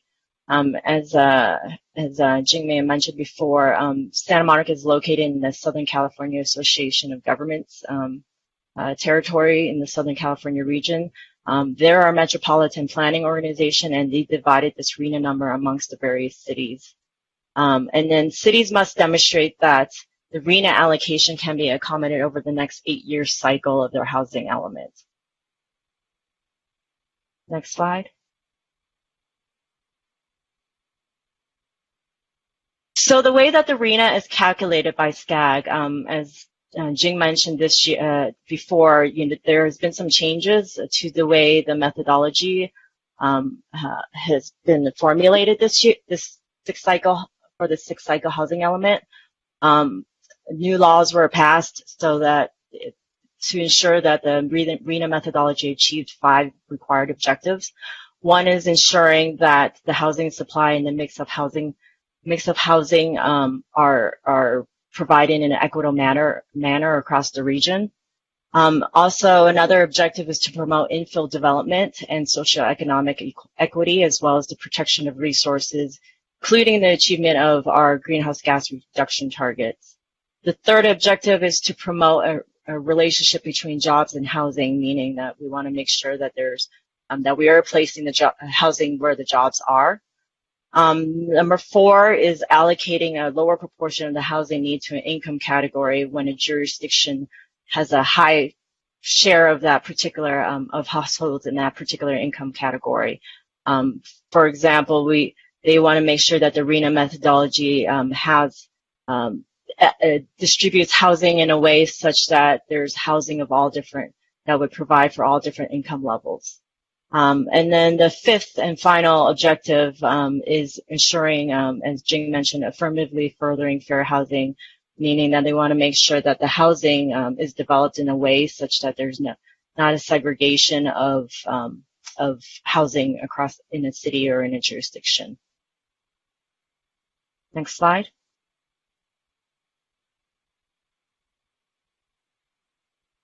So as I said before, the RHNA allocation methodology this cycle is very different than in the past.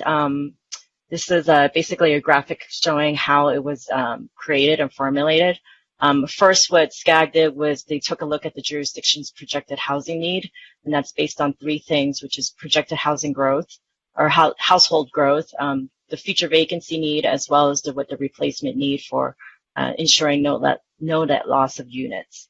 And then from that, they looked at the jurisdiction existing housing need, which takes into consideration things like whether or not that city has access to transit, what its share of jobs are, how many people live and work in that city, or sorry, how many people work in that city, and making sure that there's a equal distribution of low resources and high resource, to reallocate the needs from low resources to high resource cities within the same county, meaning that if the city has high resources, they want to ensure that the housing needs are distributed evenly, so that not a low resource city has all of the housing requirements. And that's how we get to the jurisdiction's total housing need. And from that, they apply factors, including social equity adjustment to ensure that there are housing for all income levels, as I mentioned, and that it firmly furthers fair housing. And from that adjustment, that's how we got to the total RHNA allocation. As I mentioned before, SCAG is our metropolitan planning organization. They're the ones that distributes the RHNA number across the region to various cities. So Southern California was given the allocation of 1.3 million units. And from that 1.3 million units, SCAG determined that Santa Monica should receive 8,800 units, meaning that the city must plan for this many units. We don't necessarily have to build this many units, but we may need to make sure that we have the policies and plans in place so that many units can be built in the next 8 years. And sorry, it's just I forgot to mention that about 69% of the 8,800 units, close to 70%, must be at affordable levels. As Steve mentioned before, our last cycle RHNA number was 1,600, so it's significantly larger for this cycle, or about 5 times more than the previous cycle. So when we're looking at 8,800 units per year in the next 8 years, or sorry, 8,800 units in the next 8 years, that would equal about 1,100 units per year that would have to be permitted in the city. You compare that to what we're currently performing at, which is 209 units per year. So it is a significantly larger amount of housing that we are anticipating.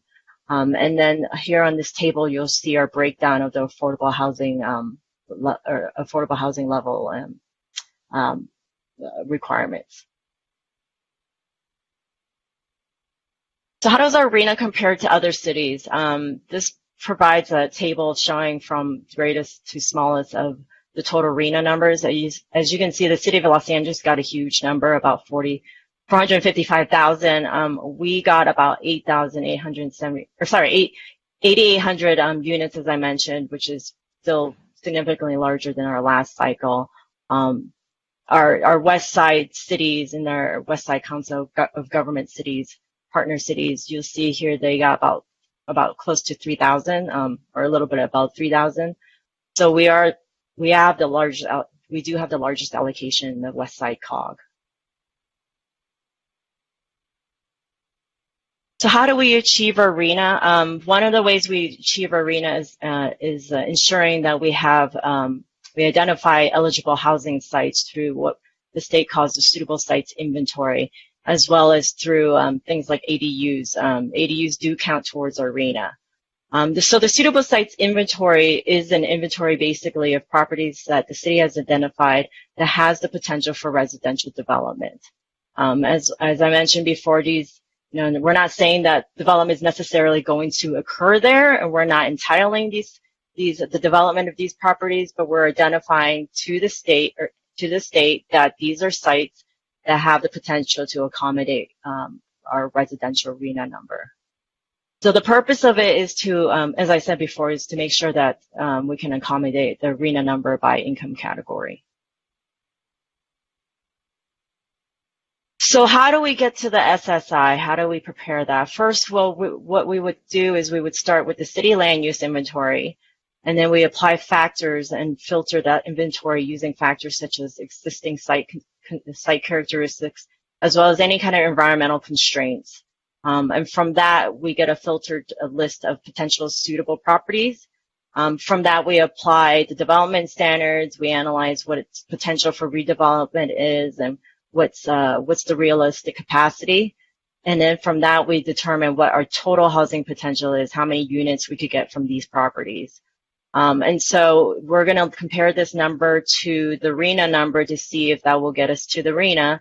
If not, policy and zoning changes might be needed to adequately meet our RENA numbers. And from that, we'll get our final suitable sites inventory. So state has put together a suitable sites inventory guidebook, and things that we must consider when we're looking at the SSI include things like the development trends, looking at the redevelopment of similar properties in the city. If we've identified a site, we want to make sure that that site has the potential for a redevelopment based on in comparison to other similar properties in the city. Another thing that we will consider is the likelihood of a housing project occurring on the site rather than a commercial project. So we'll be engaging with HRNA and evaluating market conditions.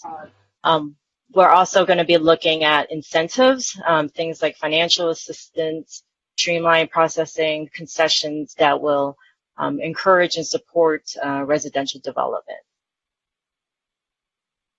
Next slide. Another thing that state requires us to consider are environmental factors and factors such as proximity to transit, whether or not the site has access to high-performing schools, jobs, and all the other residential amenities are normally expected. And lastly, in looking at the SSI and the sites, we want to make sure that we are affirmatively furthering fair housing, that we're not putting all of the housing in just one area of the city, that there is equal opportunity to develop housing of all income levels across the various areas of the city. Next slide. So the SSI requirements this sixth cycle is more challenging. There are restrictions added by state law. For example, it's a strict definition of what is considered a vacant site. Parking lot is not considered a vacant site, so there's very few of those in the city. As you know, land is expensive, and so because of that, there is a potential for fewer qualifying sites. And if they're not vacant, and they're developed either with a parking lot or with a building, we must analyze its realistic development potential, providing evidence that that existing use is likely to be discontinued. So there's that challenge. And then we also must we must ensure that the these existing uses are not an impediment to redevelopment. So because the state assumes that the existing uses are an impediment, so we must provide evidence that the existing use will be. And there's also the requirement that if we are recycling sites from the prior housing element, that if the developer agrees to 20% lower income inclusionary housing, then by right development must be allowed.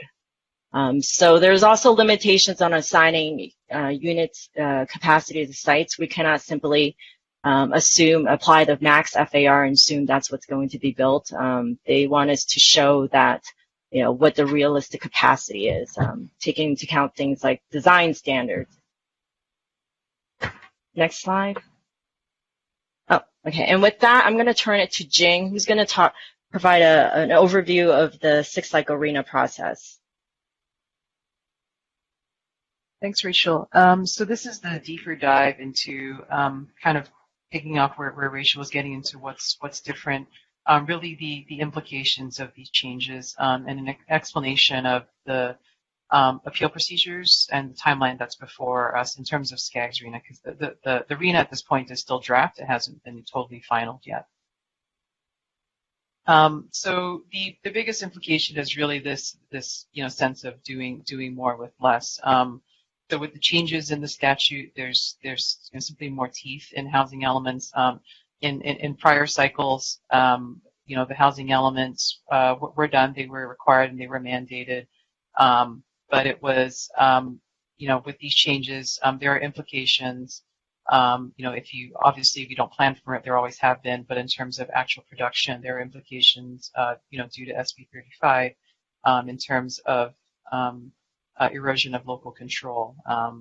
As we indicated, ADUs do count, but there has to be an analysis of the anticipated levels. SCAG has come out with, sort of a standard methodology, if you will, and it's been pre-certified by HCD. So we would evaluate, whether that would be something that would be good for us to use, or is there data, that we could present to make a case. There's a requirement of no net loss of residential unit capacity. So what that means is effectively the housing element, must be in compliance continuously. So we're always looking at capacity. So just as a real life example, in the 2021 to 2029 planning period, if a project were to be approved and it was approved with fewer units than were anticipated within the suitable sites inventory, you'd have to make that up on some other site. It's for that reason that in HCD's guidebook, they do, ask jurisdictions to consider planning for, a little bit more than your allocation even, so even a little bit more than an 8,800 just to accommodate those potential variances, over time. It's hard for us to obviously predict exactly what the market will do. And there's no more expedited approval of HCD. So, you can see that the sort of graphic there is, we're looking at, probably a limited amount of sites that could be that could accommodate a much larger RHNA is really the overall implication. Thought it'd be helpful to walk through the RHNA timeline, from when the methodology was adopted. So it was earlier this year. And as I indicated, Santa Monica's draft allocation was received in September 2020. If anyone's interested in, looking at the formal letter from SCAG, it is attached to the agenda as attachment B to this item. The appeal period ran from September the 11th to October the 26th. And Santa Monica did not appeal the allocation. All the appeals are available on the SCAG website, so you can see that's the URL there if people are interested in viewing all the appeals. Deadline for any comments on those appeals is December the 10th, 2020. And the appeal hearings will be heard by the RHNA Appeals Board, which is RHNA Subcommittee. So it is the body that approved or recommended approval of that, of the final methodology. So that's January 10th, 2021 is when the appeal hearings are going to start. It is important to note that what's different is that any appeals that are granted, this is a zero-sum process. So it doesn't mean that if a jurisdiction is successful, in reducing their allocation, that the allocation just goes away. It is redistributed back to the county in which the allocation came from. And I guess what else, what was different? If people look at the appeals, you may see some other cities appealing other cities' allocations. So before you could only appeal your own. In this cycle, cities were able to appeal other cities' allocations as well. And that all leads to an anticipated final RHNA allocation on February 4th, 2021.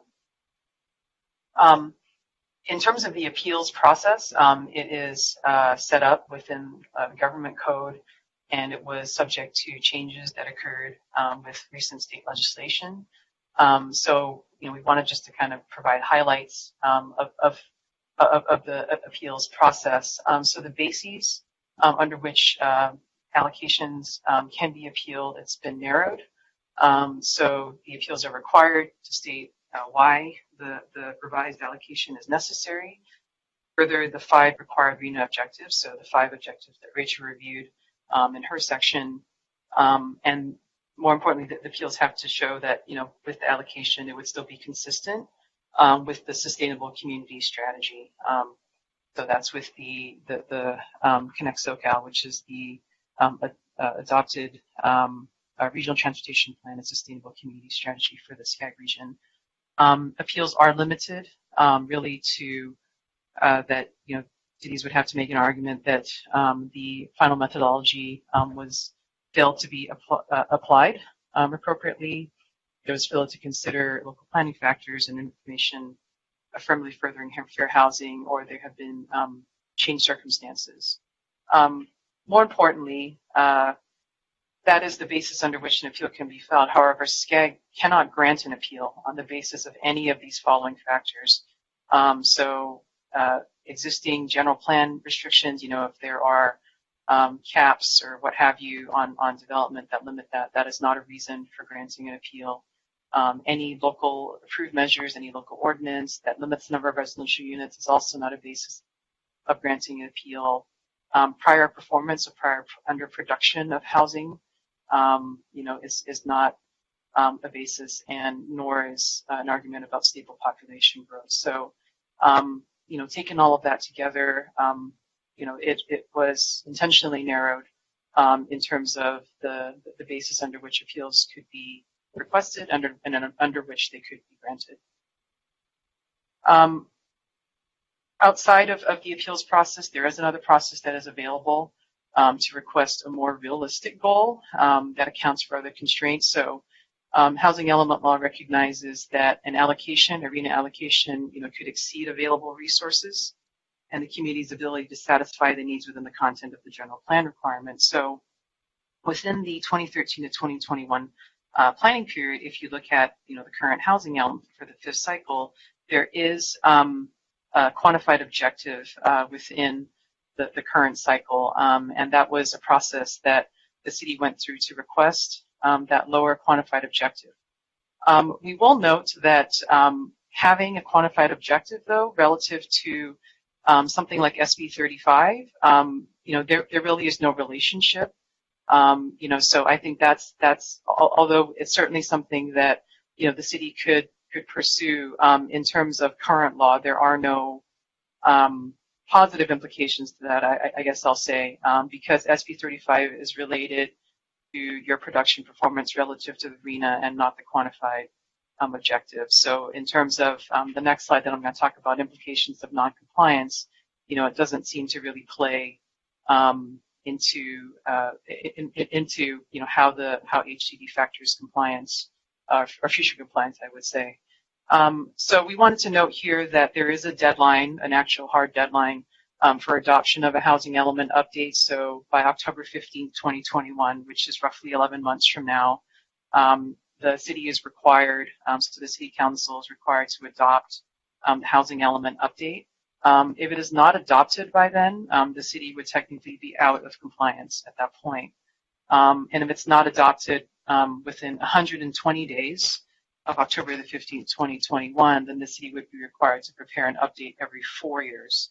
From that October 15th, after submittal to HCD by October 15th, 2021, HCD then has 90 days to certify the housing element as compliant or non-compliant. If the city fails to comply with submitting, or adopting housing element, having it certified by HCD, we could be subject to penalties and fines. HCD or the state can withhold important grant funding, affecting housing programs, infrastructure. Our ability to access those grant monies would be affected. And in terms, so that's the sort of penalty and fine aspect of it. But there's also implications for regulatory. So that's sort of like erosion of local control, as I was talking about in terms of SB 35. That would start to take away the city's ability to have establish a process that is more in line with our local values. So in terms of how is compliance with RHNA determined, it is based on the building permits that are issued with each annual progress report. So every April, the city is required to submit to HCD at what's called an annual progress report or an APR that documents how many building permits have been issued and also how many are kind of pending and in the pipeline to give them that complete information. So it accounts for the prior calendar year, and you can see all the data inputs that we're required to give to HCD. In addition to the units that are produced, we're also required to report back on progress towards housing element programs, which could be housing programs supporting vouchers and things like that. But it can also be implementation actions, such as if you took zoning actions and what have you in order to ensure compliance with housing element law. So that's an overview of the 6th cycle RHNA process, and so we just thought it'd be important just to provide that as background information as we proceed into this update process. So this section is looking then at Santa Monica's approach to housing. So kind of give you a sense of some of the actions that have taken place with respect to how the city has addressed this housing crisis. So really, our priorities are really centered around two areas around production and preservation. The city has a long history of rent control and supporting 100% affordable housing. Has a long history, obviously, of tenant rights and tenant protections, that's been bolstered by recent state legislation in terms of requiring no net loss in unit capacity, and has allowed us to ensure that in an environment where the state is looking to incentivize housing and the production of housing, particularly affordable housing, that we don't inadvertently displace or affect our existing permanent housing stock. The RHNA the strategy for planning for RHNA is really to stay within the loose growth strategy. So the adopted loose, which was a years-long process that the community participated in and was adopted by the council. At this point, the principles will still guide this update in terms of supporting housing development around our major transportation systems. And you can see these are all of the factors, the various work efforts going on and that plug in to housing in Santa Monica, both from analysis and policy that we're moving into and all of the policy requirements that apply to housing in Santa Monica. So what's happened in what we're calling sort of the phase 1 immediate action. So these are things that the Planning Commission has already seen and made recommendations to the council for. So there's been the implementation of the 2019 state legislation changes in terms of density bonus, streamlining, and ADU production, and with the process thresholds, IZO, and changes to application process thresholds, in the downtown. We've really looked to streamline approvals for housing projects citywide. And in terms of preservation, City Council recently took action to establish new leasing regulations for rental units citywide. These rules took effect on October the 9th. There were some limited exemptions that were added by the council in a subsequent meeting, but largely it requires that all rental units in the city are to be leased for at least a year natural persons as their primary residence and to be leased unfurnished. So that is in effect at this moment in time. And where we are right now is we're really working towards that certified housing element. So this is, the beginning of the process, and this is just to give you a sense of what's, all the work plan essentially that makes up the housing element update. So as I indicated, we are going to be doing data updates to the demographic and housing characteristics and housing stock for the housing needs assessment. We will be undergoing the suitable sites inventory process, which is effectively, a build-out analysis of the city and identifying those adequate sites to accommodate the RHNA. And, in terms of research and policy formulation, we are looking at these three areas in terms of state density bonus law and applying it to the Santa Monica land use context. We're looking at accessory dwelling units. Council did give direction to further direction in their most recent actions to look further at accessory dwelling units and their ability to be a source of, not only encouraging it, but potentially a source of affordable units. And there's another policy area that we're kind of calling the new housing models, which is the kind of, co-living and innovations that we're seeing in housing that have been, a response from the market to address this affordability crisis. We're going to be conducting feasibility analysis. That feeds really into the suitable sites inventory in terms of calculating capacity, to gain a better understanding of the likelihood of housing projects vis-a-vis commercial development, and more importantly, what does it take to maximize affordable housing? Recognize that although there may be focus on the 8,800 as a total number, recognize that, almost 70% of that is affordable housing. So 6,000 units is not an insignificant amount of affordable housing to plan for. And so, it really requires all tools in the box in order to address this issue. So really a partnership with private development and also public investment in order to achieve that goal. And within this, obviously we're operating within a pandemic that has changed, a lot of the ways we think about how we live, work, and play. It has revealed inequities, within society in terms of who's, most deeply affected, and really highlighted, the importance of a stable housing in a time like this. So this update, these analyses are an opportunity to do a deep dive into that and account for those issues. And, as a overarching, effort to all of this is that we have to do an environmental impact report. The amount of units that we're being asked to plan for far exceed what was analyzed in the LUCE and the DCP. So an EIR is required. A notice of preparation was issued at the end of October.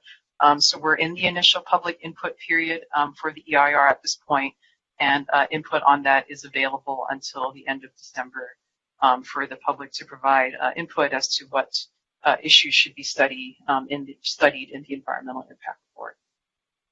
I'm going to now turn it over to Carrie to go through the process and timeline and opportunities for public outreach within this project.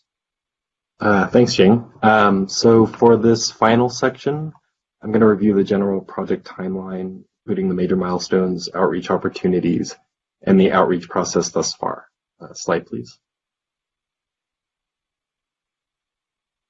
So the Housing Element Update project was launched in the late summer.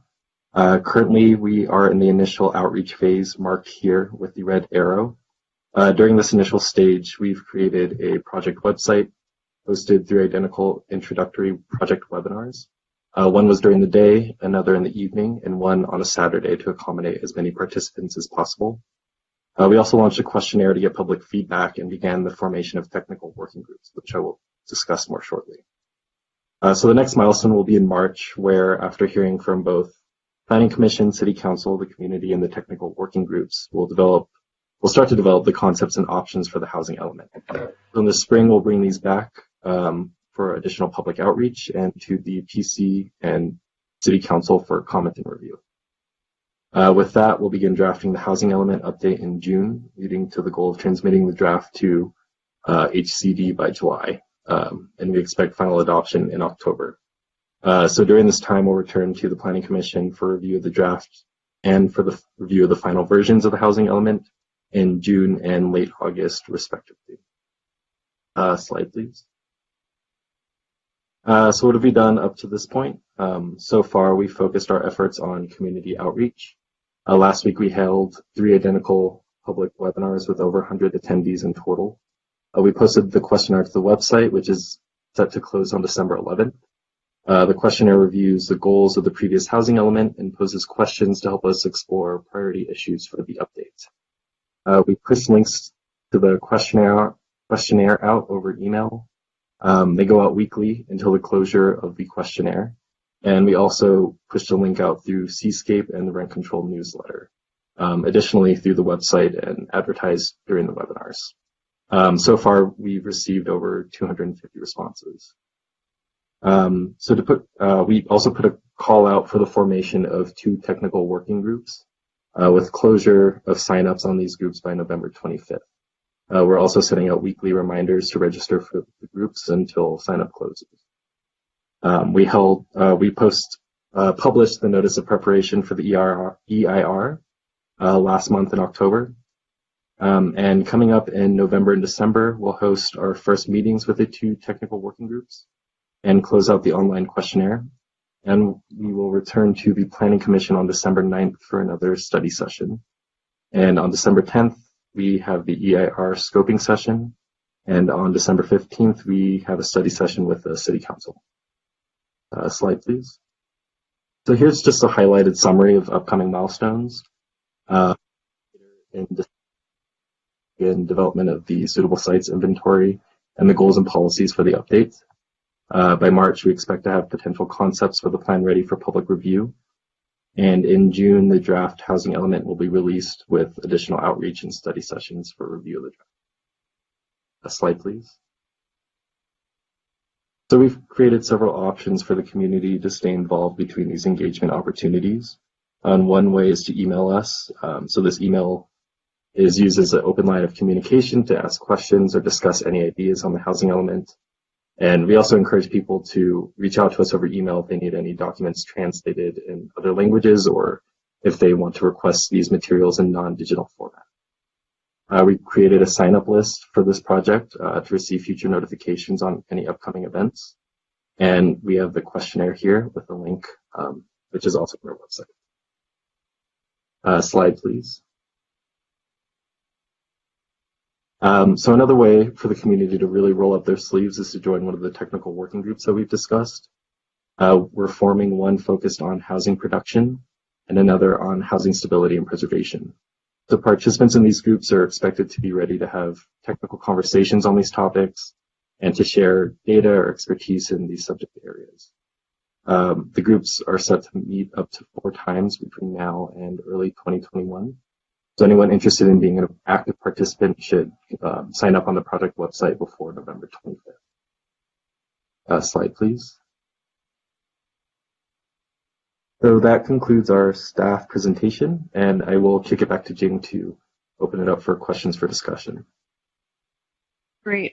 So this brings us to the end, and we put these up here to guide the Commission's discussion for the study session tonight. Just some prompting questions for you to think about. I think we would appreciate some feedback on the planned outreach program, this with the technical working groups, and kind of the process and outline that Carrie put forth in terms of the calendar. That would be helpful for us if that's hitting the mark, or if you have additional thoughts about that. And certainly feedback on the proposed scope of study. These are questions we've posed to the community, but we thought that they were relevant for the Commission as well in terms of the priority housing issues in Santa Monica, any specific groups we should target housing for, what housing types would we be most interested in seeing, and then policy areas that we should explore as part of this update. So we thank you for your attention during this. And I also do want to note tonight that we also do have, I want to introduce John Douglas. He's from JHD Planning. He is our housing element update consultant. and advising the staff. And certainly he's on tonight, able to provide more flavor, detailed information on any specific questions you have about the housing element update process as well. Thank you. All right. Well, thanks to the entire team for a very comprehensive presentation. Could we hear from the public before we ask our questions? I so move. Great. Without objection, do we have a caller? Yes, we do. We have one caller, and that's Tara Barauskas. Tara, I'm taking you off of mute. You are now live in the meeting. You have 3 minutes. Welcome. Great. Good evening, Chair Landris and members of the Planning Commission. My name is Tara Barauskas. I'm the Executive Director of Community Corp of Santa Monica. As a developer and operator of 1,800 units of affordable housing here in the city, we have some suggestions as the housing element process progresses. First, to promote affirmatively furthering fair housing and trying to distribute affordable housing development equitably throughout the city, areas where there is less affordable housing units should receive some kind of incentives in order to counterbalance the fact that they're probably more expensive and difficult to develop. So something to consider there. Next, the housing element should be a plan to incentivize and produce affordable housing, so not just to plan for them. Suitable sites need to be realistic and not cost prohibitive. Using city-owned sites will be highly recommended. Next, affordable housing should be planned for in all neighborhoods with incremental or gradual density increases and should not be planned just along the boulevards or at Bergamot. In addition, any downzone boulevards should be re-upzoned, but we should recognize that design elements may need to be sensitive to resident housing that is often behind boulevards. Next, the AHPP program should be revised to provide meaningful incentives to market rate developers to provide affordable or moderate income housing. Use of private capital is extremely important during these times of fiscal scarcity. I think incentivizing moderate income would be a good strategy because no affordable housing resources currently allow for that type of housing to be built, which has created a missing middle situation. Next, we should plan to incentivize to assist nonprofits to acquire existing rent control properties and properties with expiring covenants, since those would count towards RHNA. Affordable housing for homeless youth and college students should be considered as well. And I think that's sort of our initial laundry list of ideas. We'll have more specific comments as the process moves forward, and we will be participating in the technical working groups. Last and final thought is beyond the housing element, without additional funding for affordable housing, we will not be able to produce the affordable housing. So I know that's out of the scope of the housing element, but it is very necessary to include some advocacy for funding to produce the units. Thank you very much. Appreciate your time. Great. Thank you. Are there questions for Tara? Leslie has a question and Nina has a question. So Tara, don't hang up. Thank you. Okay. This will be the last time you worry about a 7 p.m. Meeting conflicting with the planning. You mentioned, and I was going to actually bring it up too, that saving units that are in buildings with expiring covenants do count toward RHNA. And I asked you earlier, and you told me to remind me, how many units do you see expiring during the next housing element cycle? For the upcoming cycle, we'll have about 45 units. And your intention is to keep them affordable. So those 45 units could count toward our RHNA goal, right? Yeah. Thank you. Okay. Nina. Hi there. Hi. I wanted to know, I've been fretting about how we build all this affordable housing without cash on the table. And I'm wondering what an example would be of an incentive that would help us achieve affordable housing in more expensive neighborhoods in order to diversify the location of affordable housing in the city. In terms of production or acquiring existing units, or both? Well, because we can't give you money and we're really looking at zoning changes in our changes for the housing element, I'm just wondering what an incentive would be so that we can help that affordable housing occur in those different neighborhoods where it doesn't exist yet and that are more expensive. What's an example of an incentive we could come up with for you? Yeah, that's a good question. And initially off the bat, obviously, none of them are popular, but, increasing density would be one, reducing parking requirements would be another one, and maybe some consideration of design elements. I mean, obviously, we want our housing to look good too, but I know sometimes things get added on there that do add cost. So reducing cost is a really critical component. And, I'll need some more time to think about that, but those are the obvious things that come to mind. So can I ask you one other question related to that, which is we had a situation where you were building a project and we were looking at it and you didn't use an extra story of density that was available to you because of I still don't quite understand why, but it seemed like it didn't fit in with your financing model. And I just would like you to explain that more relative to how increases in density would actually help your work in particular.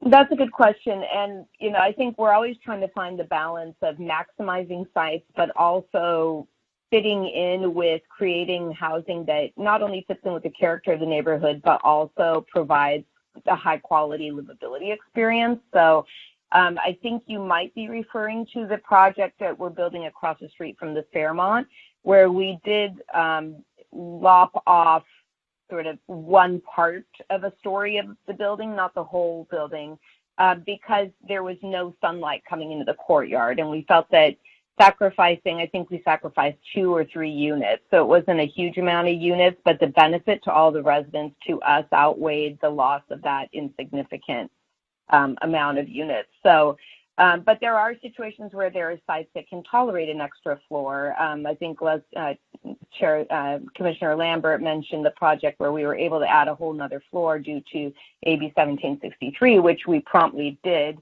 which added almost 20 units to the project. So I think it is a little bit site specific.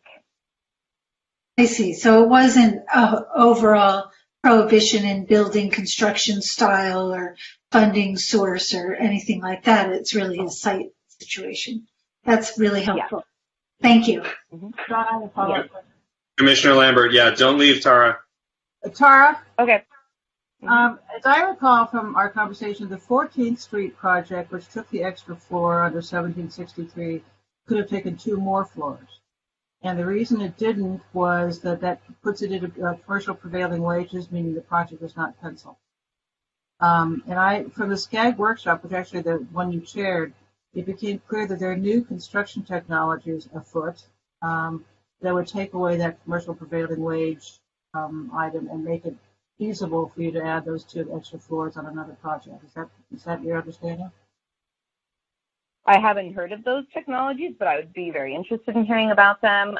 Right now, everything that we know is that anything 5 stories and above does require commercial prevailing wage. And in fact, the labor trades statewide want to increase the requirements for affordable housing on apprenticeship requirements, higher wages. So that's sort of an advocacy issue that we have to continue to work on as well. And wasn't that one of the reasons the housing bills died in Sacramento? Yes, exactly. Thank you.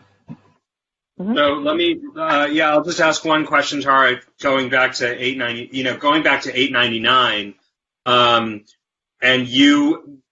then following up on the question from, about how we incentivize production in higher cost areas. Are there, so SB 899 would have permitted religious congregations and nonprofits to convert their parking lots essentially to affordable housing.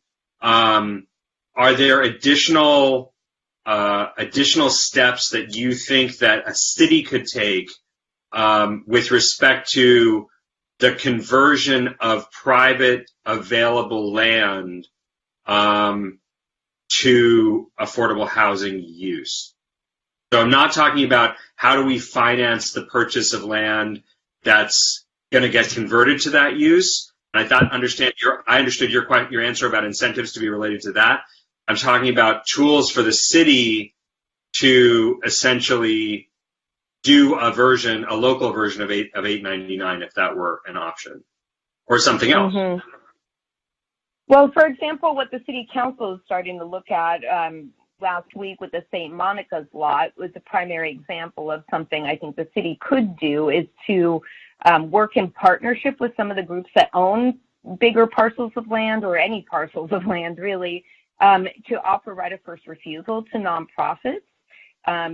Before they go out to the open market. The problem is the competition is so fierce that it drives the pricing up, and that's a real challenge. And even to acquire existing buildings like we did recently on Virginia Avenue, it was absolutely fierce competition. And if there was some way that the city could incentivize those property owners to sell to us instead of somebody else so that we can preserve the affordability, I think there's something we can brainstorm in some of the working groups to come up with something. Are there incentives that would not necessarily require a sale? A sale, right? Like a ground lease, or something where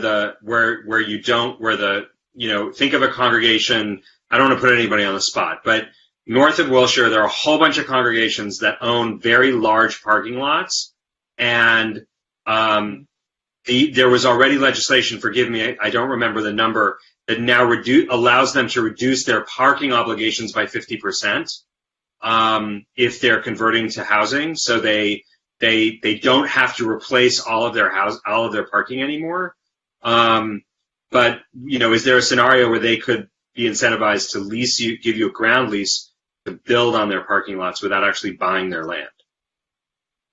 Yeah, I think something like that could work out. I have talked to quite a few faith-based institutions, and I think there is a very natural partnership there.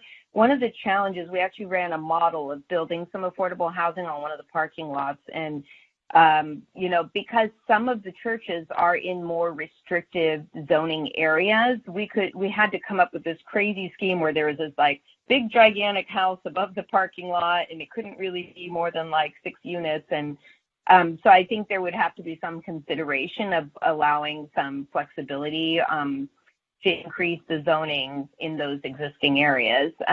That sometimes will be of interest to churches or faith-based institutions because they just want to help people and want to see more affordable housing.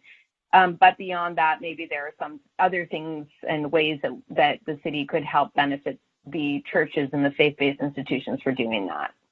Okay, that's helpful. So looking at the zoning of those parking lots, that's really good. Mm-hmm. Thank you very much. Okay, Leslie. Sorry. I have a follow-up to that. Cara, isn't it, this has been going on for years where nonprofits joint venture with the church, right, to build housing? Honestly, I haven't heard of too many. They're around all over LA. So they're never successful, but actually my experience has been that. The other question I have is sort of something that came up the other day when we were talking, and that is, we're talking about reducing parking requirements for housing, or eliminating them altogether, affordable housing particularly. You are encountering, from my understanding, problems at the Arroyo with the reduced parking in that project. Is that correct?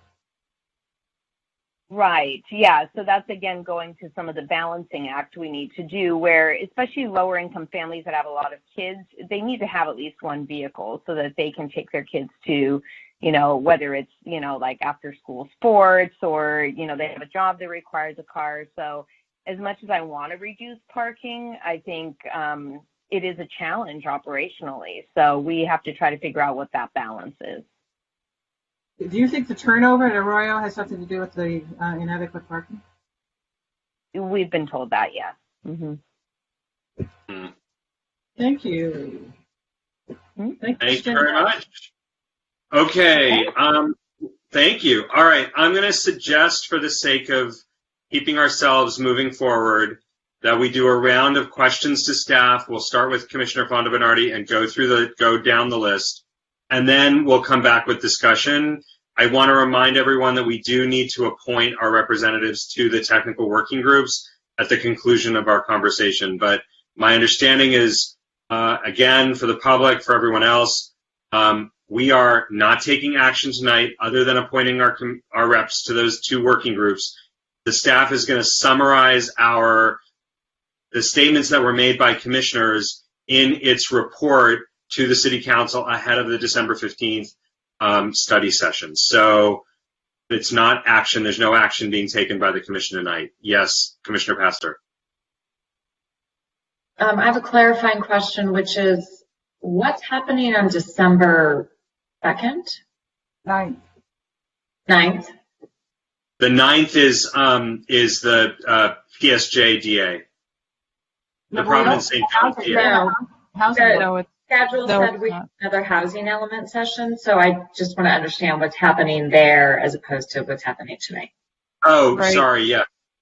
Jane, Right. go ahead. So if I can just share, some of the thinking was, because this is an introductory study session, we wanted to give this study session the opportunity for the commission to sort of ask questions about kind of, what we're calling like the kind of the foundation, the regulations, like all of the kind of framework of the housing element update, and get all of those kind of procedural or process questions out of the way and have a general discussion. We do not expect you to dive into substance. I was reserving the 9th for that purpose, where we can actually talk a little bit about our the work we've done on our preliminary sites analysis, go over the goals and policies and get some feedback there. Because keep in mind, we didn't want to get too far ahead of where the technical working groups are in, and also, for the study session at council, we would have, something more complete to report back. And we wanted to be mindful. There's obviously a lot of ground to cover, and not to limit you to one evening only. So that's the idea of the arc of the study sessions. Okay, so that's an important clarification, because Jane, you put up some questions for us. Do you think you can share that screen again? Sure, I can. Also, while you're doing that, colleagues, I'm mindful of the hour, and so whatever your pleasure is, but one option for us would be to really do our questions tonight. And if the staff does not need our feedback on the scope of study before the 9th, then potentially we could try to limit our conversation to what staff really needs to know before the 9th, and then have a much more substantive conversation on the 9th. And that what do you think? Are you all good with that? Yeah? Okay. So then let's just do that, and I also would really like to make sure that we have our public comment system really up and robustly running, because I think we have not heard from a wide variety of, really different opinions tonight because of some confusion about that system. And so hopefully that will give those people who missed the opportunity tonight to be heard by us before we provide formal feedback on the 9th. So with that, let's turn to Commissioner Fonda Bernardi, and we'll go down the list. I can take my screen off. I just wanted to note that this entire presentation is on the online agenda too, so if you wanted to follow along. So I just don't want to just have this up on the screen the whole time too, so. Okay. Okay. We can take it down then. Okay. Thanks. Well, first of all, let me say that what we're really talking about here is not just the production of housing and however you define that for whatever groups you're defining it in whatever income categories. We're also talking about loss of local control, because we're being dictated to. This is the Politburo saying, this is the next 5-year plan, get with it. And I think we would be better served if we designed a housing element that fits our local needs, and then having done that, see if it fits their needs. Because I think there's going to be such a mismatch that it's going to be virtually unbridgeable. And, this is really faux planning, because where are the $3 billion we need to produce 6,000 affordable units? We don't have them lying around the house. State doesn't have them lying around the house.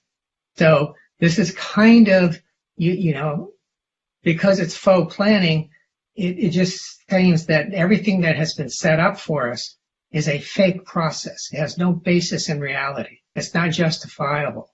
And you don't have to pick it apart with too much effort. It falls apart as soon as you look at that 3.6 million population increase over the last 8 years. It ain't going to happen. It's not even happening in our county. It's not even happening in our city. So I would like to have some basic data to see this bogus methodology. And I'll just start with my questions. Don't have to be answered now, but let's start with some easy low-hanging fruit.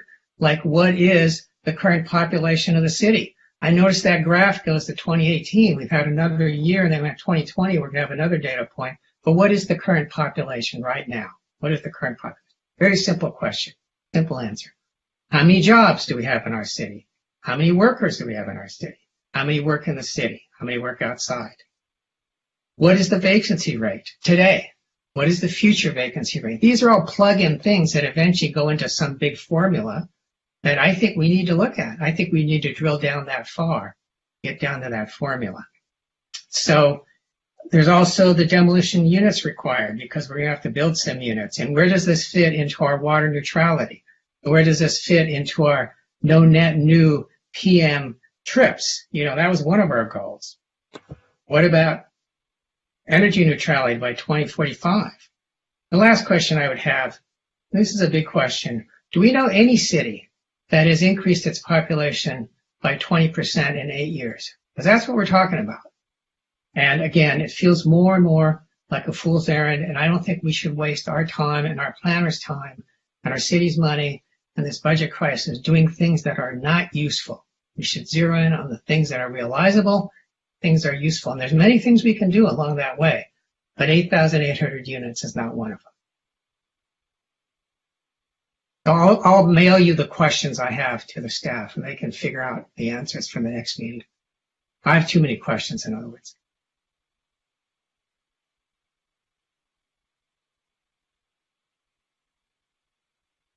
You're muted, Sean.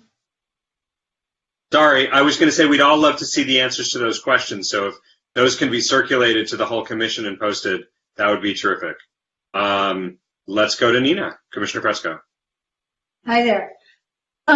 So when I was reading all of the reports, the thing that struck me the most, as I touched on in my recent questions to Tara, are the achievability of these affordable goals. And just, so my first question is, there are penalties for not achieving certain things and for not incentivizing certain amounts of construction. And how does that, like, the incentives that are easy, sorry, I'm rephrasing.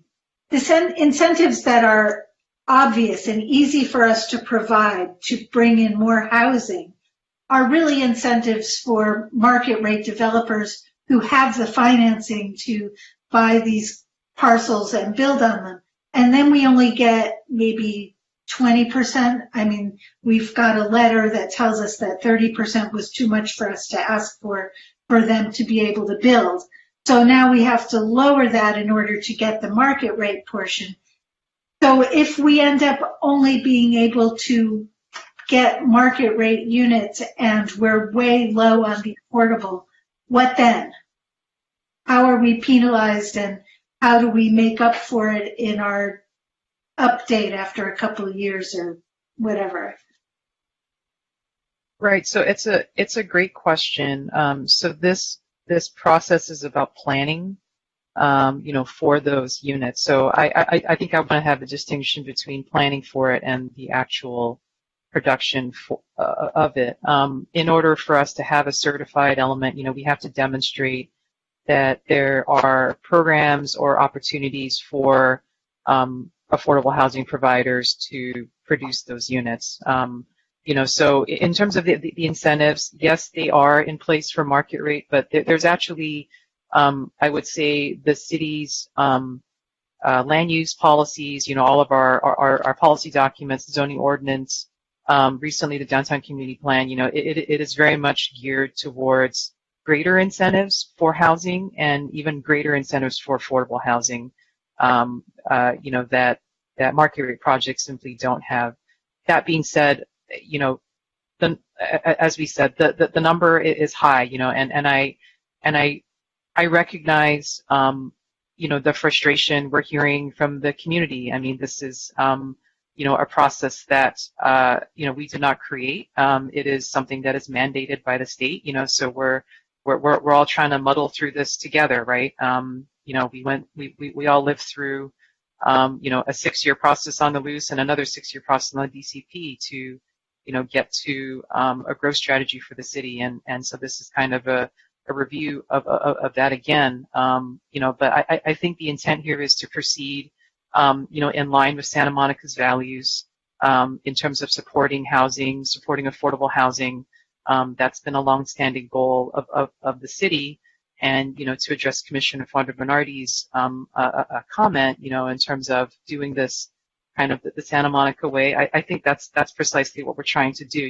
We're confronting a challenge, in terms of producing affordable housing, because the vast majority of allocation is that, and looking at ways and, all the innovative tools that are available, and some of it is going to require partnership from private markets, to provide that affordable housing. But we also have a lot of nonprofit housing providers, thankfully, who are interested in participating and providing those units in the city. So, that's a lot of the work that's to come. But again, it's, we as part of the update, we have to demonstrate that it could be accommodated and, potential programs and actions that could enact that. And then the rest is at that point, up to the providers themselves to, be able to come forward and implement it.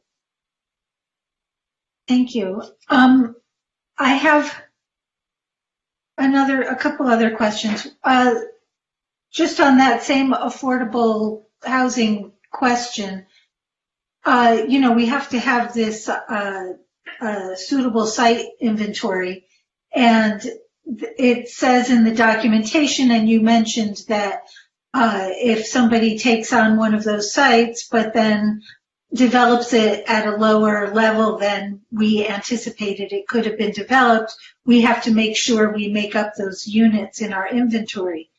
And so my question is, it seems like there's some rolling compliance depending on how things actually unfold versus how we plan.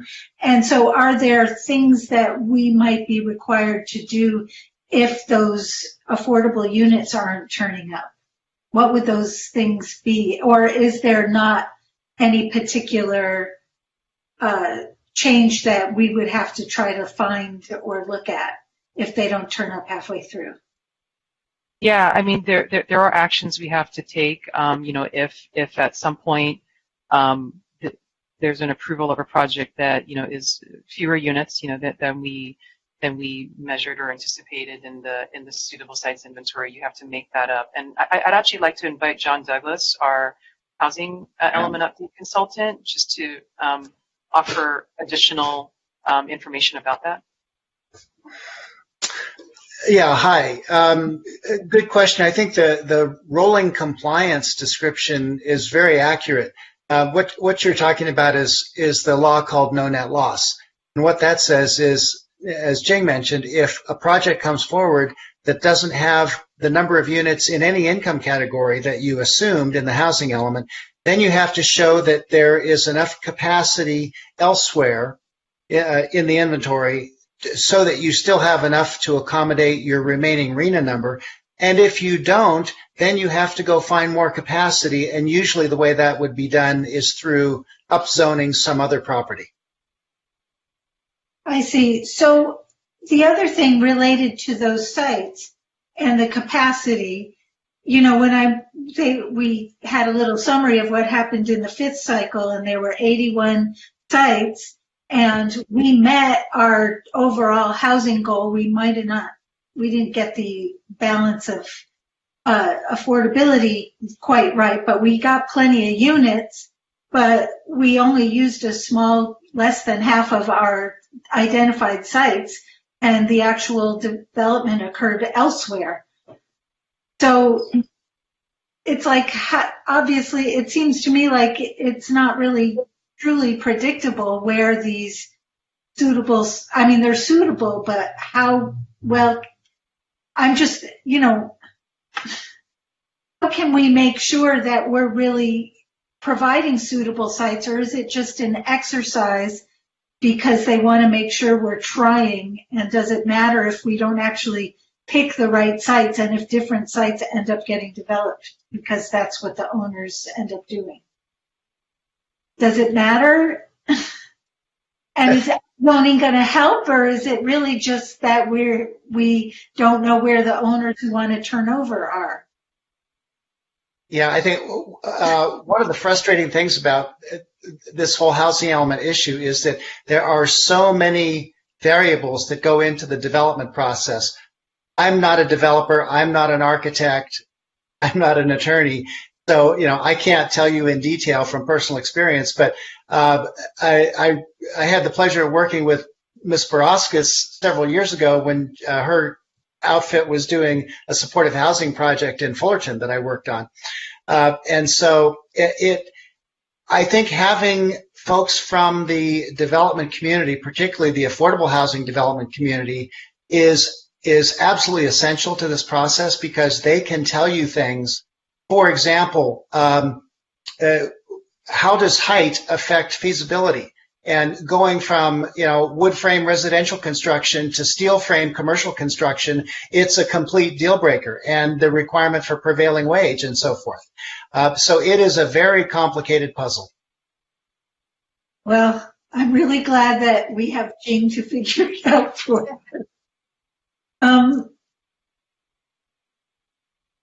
I'm just double checking to make sure I asked. I think, the other question I had, we obviously have a deficit in market rate affordability in our city, and we've discussed it many times, and we've changed the balance that we ask for.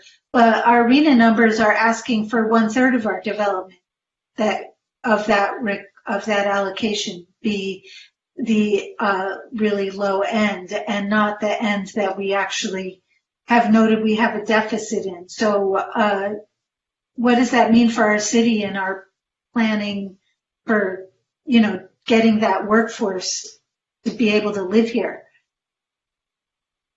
I mean, certainly, yeah, in terms of, the question of workforce housing, or how we define it, has been a source of tremendous conversation over many years, decades, I would say. And, based on as you saw in the presentation, the allocations are by income level. Some of our, I would say, local definitions of workforce housing, probably fall outside of those lower income categories. They would likely fall into what HCD counts as the above moderate. But again, it just depends. We've had a lot of debates around what constitutes workforce housing. How you define workforce. Some people look at it as, the workforce that's outside of that affordable range, who makes sort of over traditional affordable, but, not enough to be in Santa Monica. So they're kind of in that no man's land, if you will. But others, speak of workforce housing as precisely that lower income range. So, I'm not here to define that, at this point, but, it is, if what you're thinking about is something, above the 120% AMI, it would be counted towards that above moderate bucket. All right. Well, I hope we can figure out all these puzzle pieces and make something of it. Thank you. Those are my questions. Thank you. All right. Leslie, you're up. Commissioner Lambert. Thank you. Just to clarify something with either John or Jing, my reading of the state memo is that your inventory should be 15 to 30% bigger than otherwise to make up for the no net loss possibilities. Yeah, I'll just comment on that. The state HCD for decades has been encouraging cities to overzone compared to their RHNA. I think that the nugget that seems most meaningful to me is that when you think about housing production, and particularly affordable housing production, there are lots of reasons why it doesn't happen. Lots of reasons. Financing, zoning, interest of property owners and so forth. I think that the legislature's intent behind the RENA is to make sure that zoning is not the thing that prevents housing from being built. Oh, I understand. My question was simple. We're supposed to put basically a pillow into our inventory in case there's a no net loss situation. But basically 15 to 30% more sites than we would otherwise put there because of that possibility. Okay? Yeah. And that's that. They have said to me over the years, well, you should zone for 150% of your RENA. Right. In Senate Bill 828, Scott Wiener's bill that was instrumental in the new RENA numbers, the first draft of that bill would have required cities to zone for double their RENA, but that was taken out. We did do double our RENA in this current cycle. Yeah, but well, that if the first draft of Scott Wiener's SB 828 had been adopted, cities would be faced with zoning for double the RENA. But that was taken out of the bill before it was finalized. Okay, thank you. I also want to clarify AB 101's impact, which passed last year for Jane, and that's the penalties. We do not have a compliant housing element the state approves. Staff, you've said that it's like between $10,000 and $100,000 a month penalty for non-compliance. If it goes beyond a certain period of time, that boosts up to $600,000 as I read the bill. So that is a very onerous set of financial fines, basically, on a city that does not comply. Am I correct in reading it that way? I can speak generally to that. I think that, perhaps, I don't know if Heidi can address that issue as to specifically. Well, you have that. That's my the point. Okay. The point is that ignoring the RENA and the state law could result in substantial fines for the city. Right. That's our reading of it too. Yeah. My understanding, though, even though the appeal period is over, that we still have the quantifiable objective process we can go through, which we did last time, which reduced our RENA number. And so that is a process that can go. I think that you submit it with your draft housing element to the state, but you probably could submit it before that. And obviously you have to have a basis for saying we want to reduce RENA, but that is a possibility, right? That is correct. I do want to clarify that the quantified objective and the RENA are separate. It doesn't reduce your RENA. Your RENA is still what it is. It remains unchanged. The quantified objective. Yeah. Well, so when they measure your performance, they look at the quantified objective, right? No, they don't. So that's what we were saying is that SB 35, which is the bill that probably has the greatest implication, it is tied to the RENA, not the quantified objective. Well, what's the point of doing the quantified objective? Well, I would say that it demonstrates the city's good faith efforts, to comply with housing element law. And it provides an opportunity for us potentially, as we go through this process. I think we presented data that, the city has never produced, the amount of affordable housing that they're asking us to plan for, and that's not for want of effort. And I think there's an opportunity there to show that this is, real world, the best we can do, and, probably attempt some sort of legislative advocacy and otherwise, to try and, see if we can get some traction in that regard. Basically, it's not a compliance measure. It is not a compliance measure. No, not under existing law. Okay, thank you.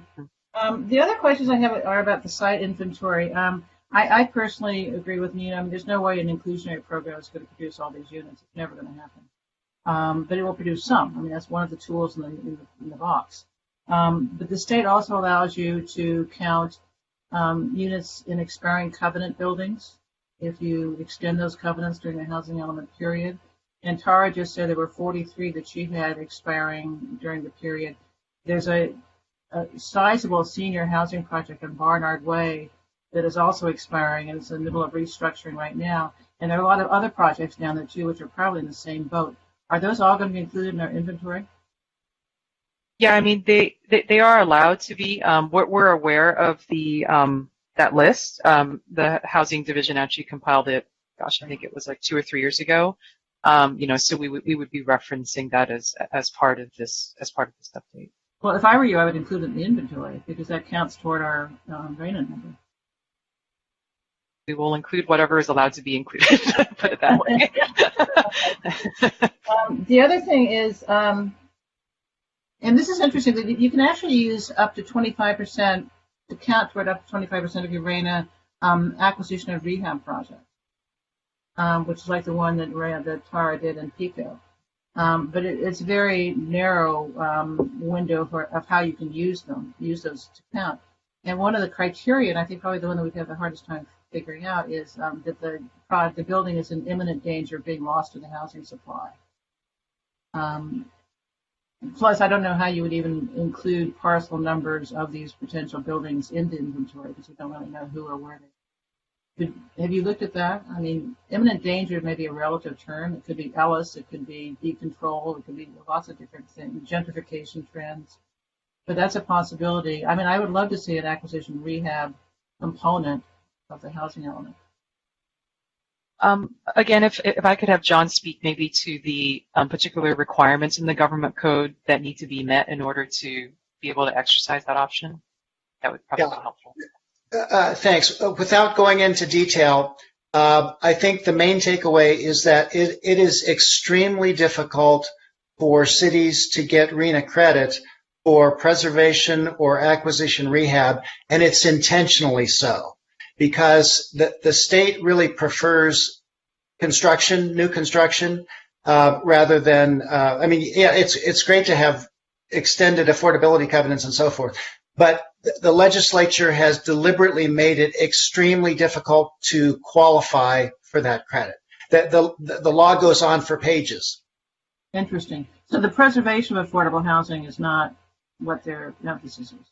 Clearly, it's new construction. Right. And then I only have a couple more. I know that the way I read this is you have to actually include parcel numbers and maps and what have you, potential sites. We're going to be including ADUs, I assume, in that inventory. How are you going to do that, not knowing where they're going to happen? So the ADUs are a separate bucket from the suitable sites inventory. So it's not, it's like, and that's why on the site it says SSI plus ADUs. So you're not identifying specific sites for the ADUs. In fact, HCD has, as I said, they've pre-certified an approach that SCAG put forward for approval that said, automatically, right, you'll get some credit or a way to, they'll give you credit for a number of 80 units based on prior production, 5 times that, and then there's an assumption that a percentage of those are affordable, if you will. So that's been pre-certified by HCD in terms of what an approach that could be used, but you do not have to identify specific sites with respect to ADUs. Cool. And we don't have to prove affordability since we don't have an incentive program. We couldn't do that anyway, so we just use their formula. I think that we're just going to have to evaluate what works best. For our update, I think it's we're pretty early on. So. Okay, and this is kind of a touchy one, and this is probably something we'll discuss more in the future. The notion, and I'm not saying I'm for or against or in the middle, of going into the state and saying we can't meet our goal or whatever, even though we rezone the boulevards and downtown, everything else, without going into our R1 neighborhood. And I've been told that could be a consideration by the state of how good faith we are acting in good faith. But our R1 neighborhoods, particularly one in particular, has extraordinarily high real estate values. So the notion of putting lower income housing in that particular neighborhood is infeasible. So HCD does expect you to look at the feasibility of providing low income housing if you're proposing it in a certain area, I assume, and where they look at land costs. Right. I mean, I think that's an area where, the intersection of housing element law and, as I said, our loose growth strategy, right, which first and foremost was protection of our residential neighborhoods and, looking first and foremost for sites that are around our major transportation systems, which are largely not near our R1 neighborhoods, so, those are the principles, that I think are governing the approach first and foremost. And, so it's hard for me to answer that question, because we don't really have, Yeah, we don't have all of that data there, and it certainly isn't the city's growth management strategy, currently. The state may not care. If you can't the number of units without doing R1, something in R1, they may not care what we say. So I would think that the argument would be the actual real estate market in those R1 neighborhoods and how infeasible it would be to put low-income housing. But, okay, that's a statement. And then finally, what is finally? Oh, I know.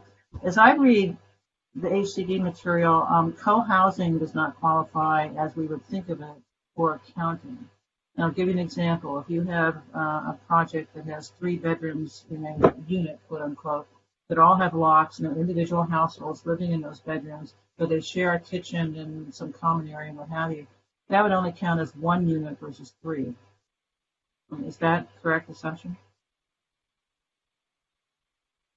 Because they use the Census Bureau definition of housing unit. You have to have an exterior door for the tenant. Right. But if your unit is actually your bedroom, they don't think that's not the same thing. Right. John, did you want to address that question? Yeah, HCD uses the same definition that the Census Bureau and the State Department of Finance use.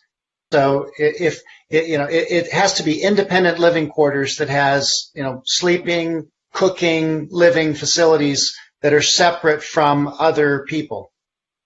So that really would seem, Jing, to mitigate against, unless we change the state law, the approach we want to take in some areas for co-housing, because they won't count fully for the arena. Yeah, and I think that's going to be obviously new territory, in terms of our exploration into new housing models. A lot of the models we've seen thus far are these sort of shared facilities, group quarters, and what have you. But there may be interest from some providers. I think we'll hear through the process, of creating independent living facilities that are self-contained but in smaller footprints. I don't want to sort of foreclose on any of that at this point. But obviously, if it's able to meet that definition, we would seek to include that in the arena as well.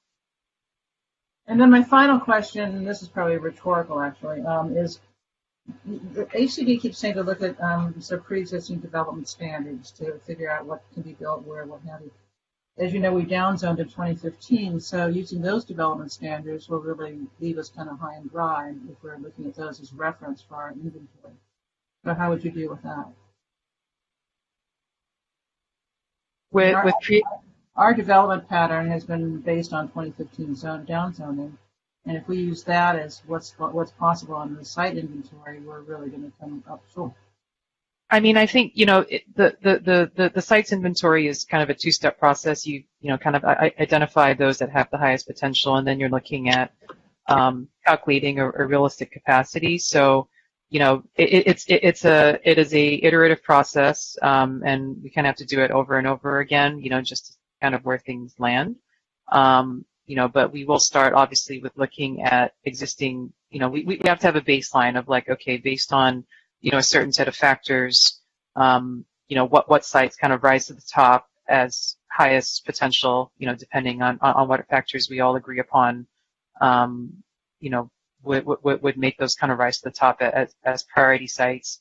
And then, kind of the next step then is to then, well, what is the capacity, under current laws, where does that get us? And then how much do we need to sort of like move the needle, turn little levers here and there, to see how we get to that number. So that's generally like kind of how, the process goes. And we've done this 3 times now, I want to say. We did the build out analysis with Luce and with Bergamot and with DCP. So it's certainly not new territory for us. What is new is all of the myriad of special requirements, that have been added to housing element law.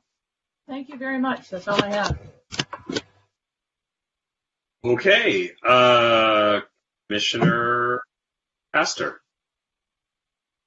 Thank you. I just have a couple questions. The first is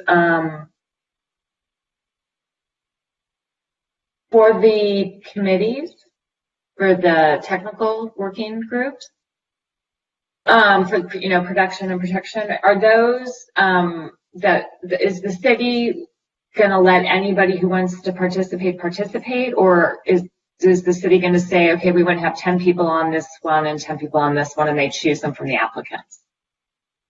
Right. So we set it up as an open process. So there's not, and we've received questions about, who's deciding, or is it council? It's not. It is an open process.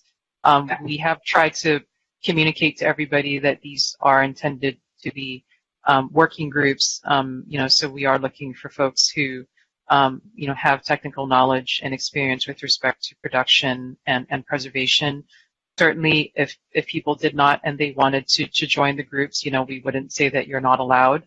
We just wanted for it to not to be a surprise, to anyone who is non-technical who joins.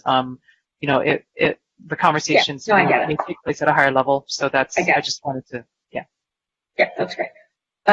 For the RENA allocation for affordable units, is there a requirement that those affordable units be covenanted? Yes, they have to. Well, yeah, we have to demonstrate somehow. Why would they? Yeah.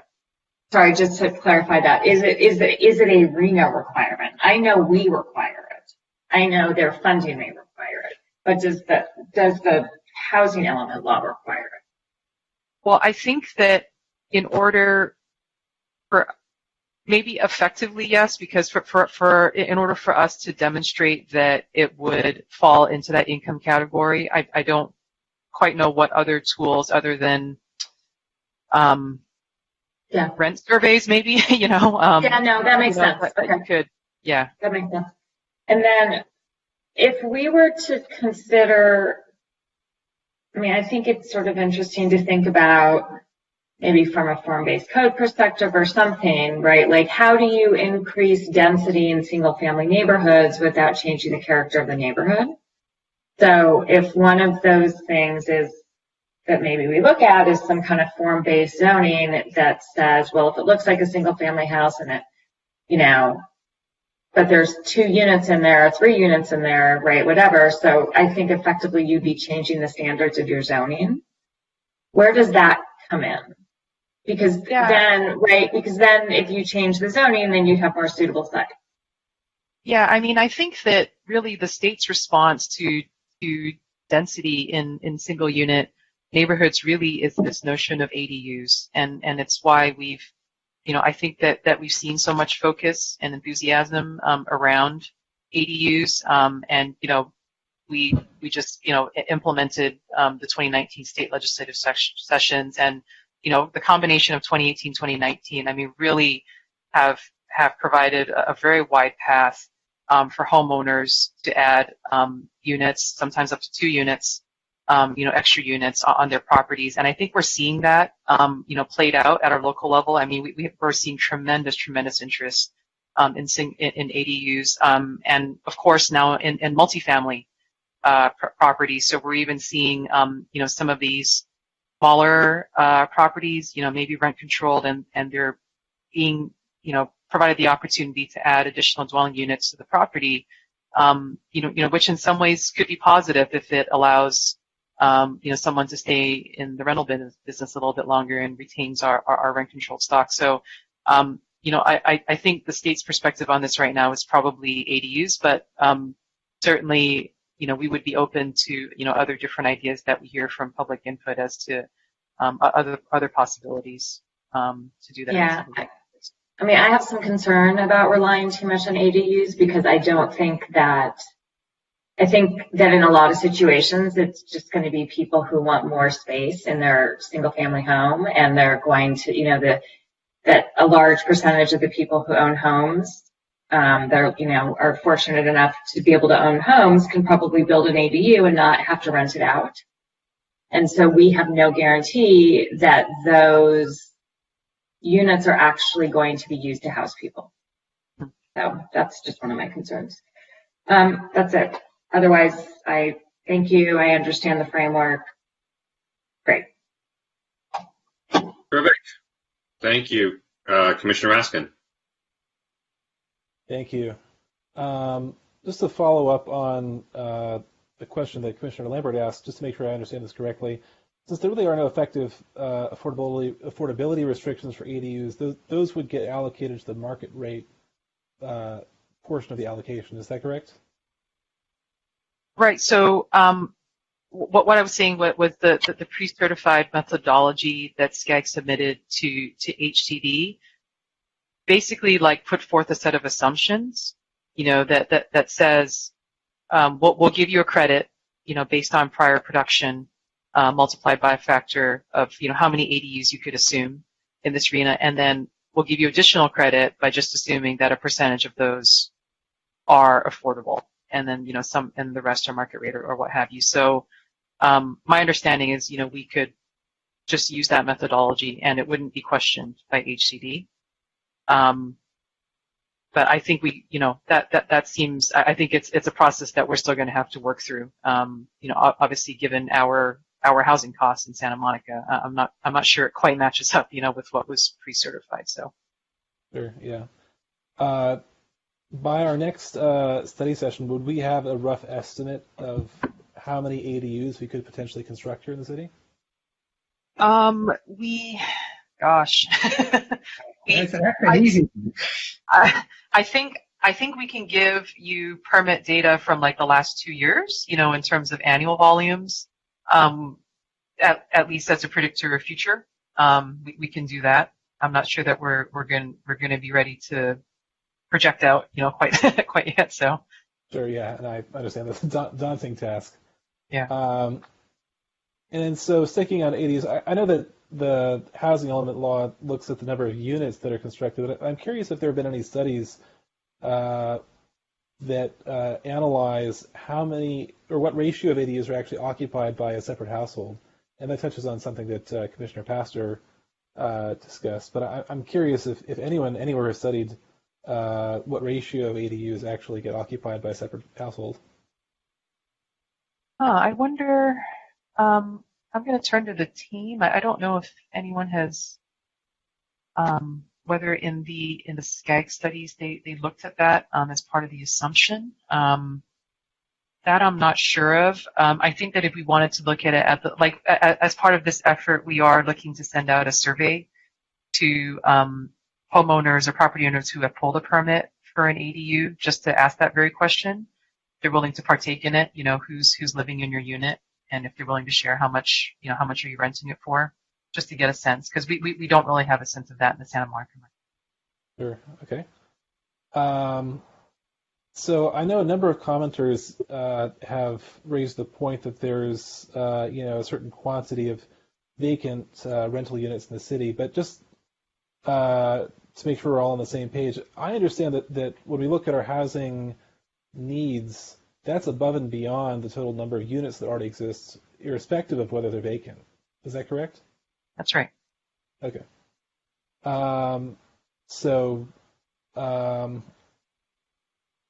Yeah, I'm curious though, evictions certainly, are an important factor in studying housing stability, and I'm curious if the city has any recent mapping data about where evictions are happening in the city. I know that some neighborhood groups have taken some anecdotal looks at that, but I'm curious if city staff has any indication of where evictions are happening across the city. That's a data point I don't know right away. I'm sure we are working in this update with our partners in the Housing Division, Housing Authority, and the Rent Control Board. I'd probably like to pick their brain as to whether we have some information about that at this point, or even other organizations outside of the city, maybe tracking that information closer. Yeah, I know that the Anti-Eviction Mapping Project does some great work in LA, and if we can get that data here as we move through this process, I for one, be interested in seeing that tied to demographic data as well, okay, if it's possible to do so. Yeah, we'll do that.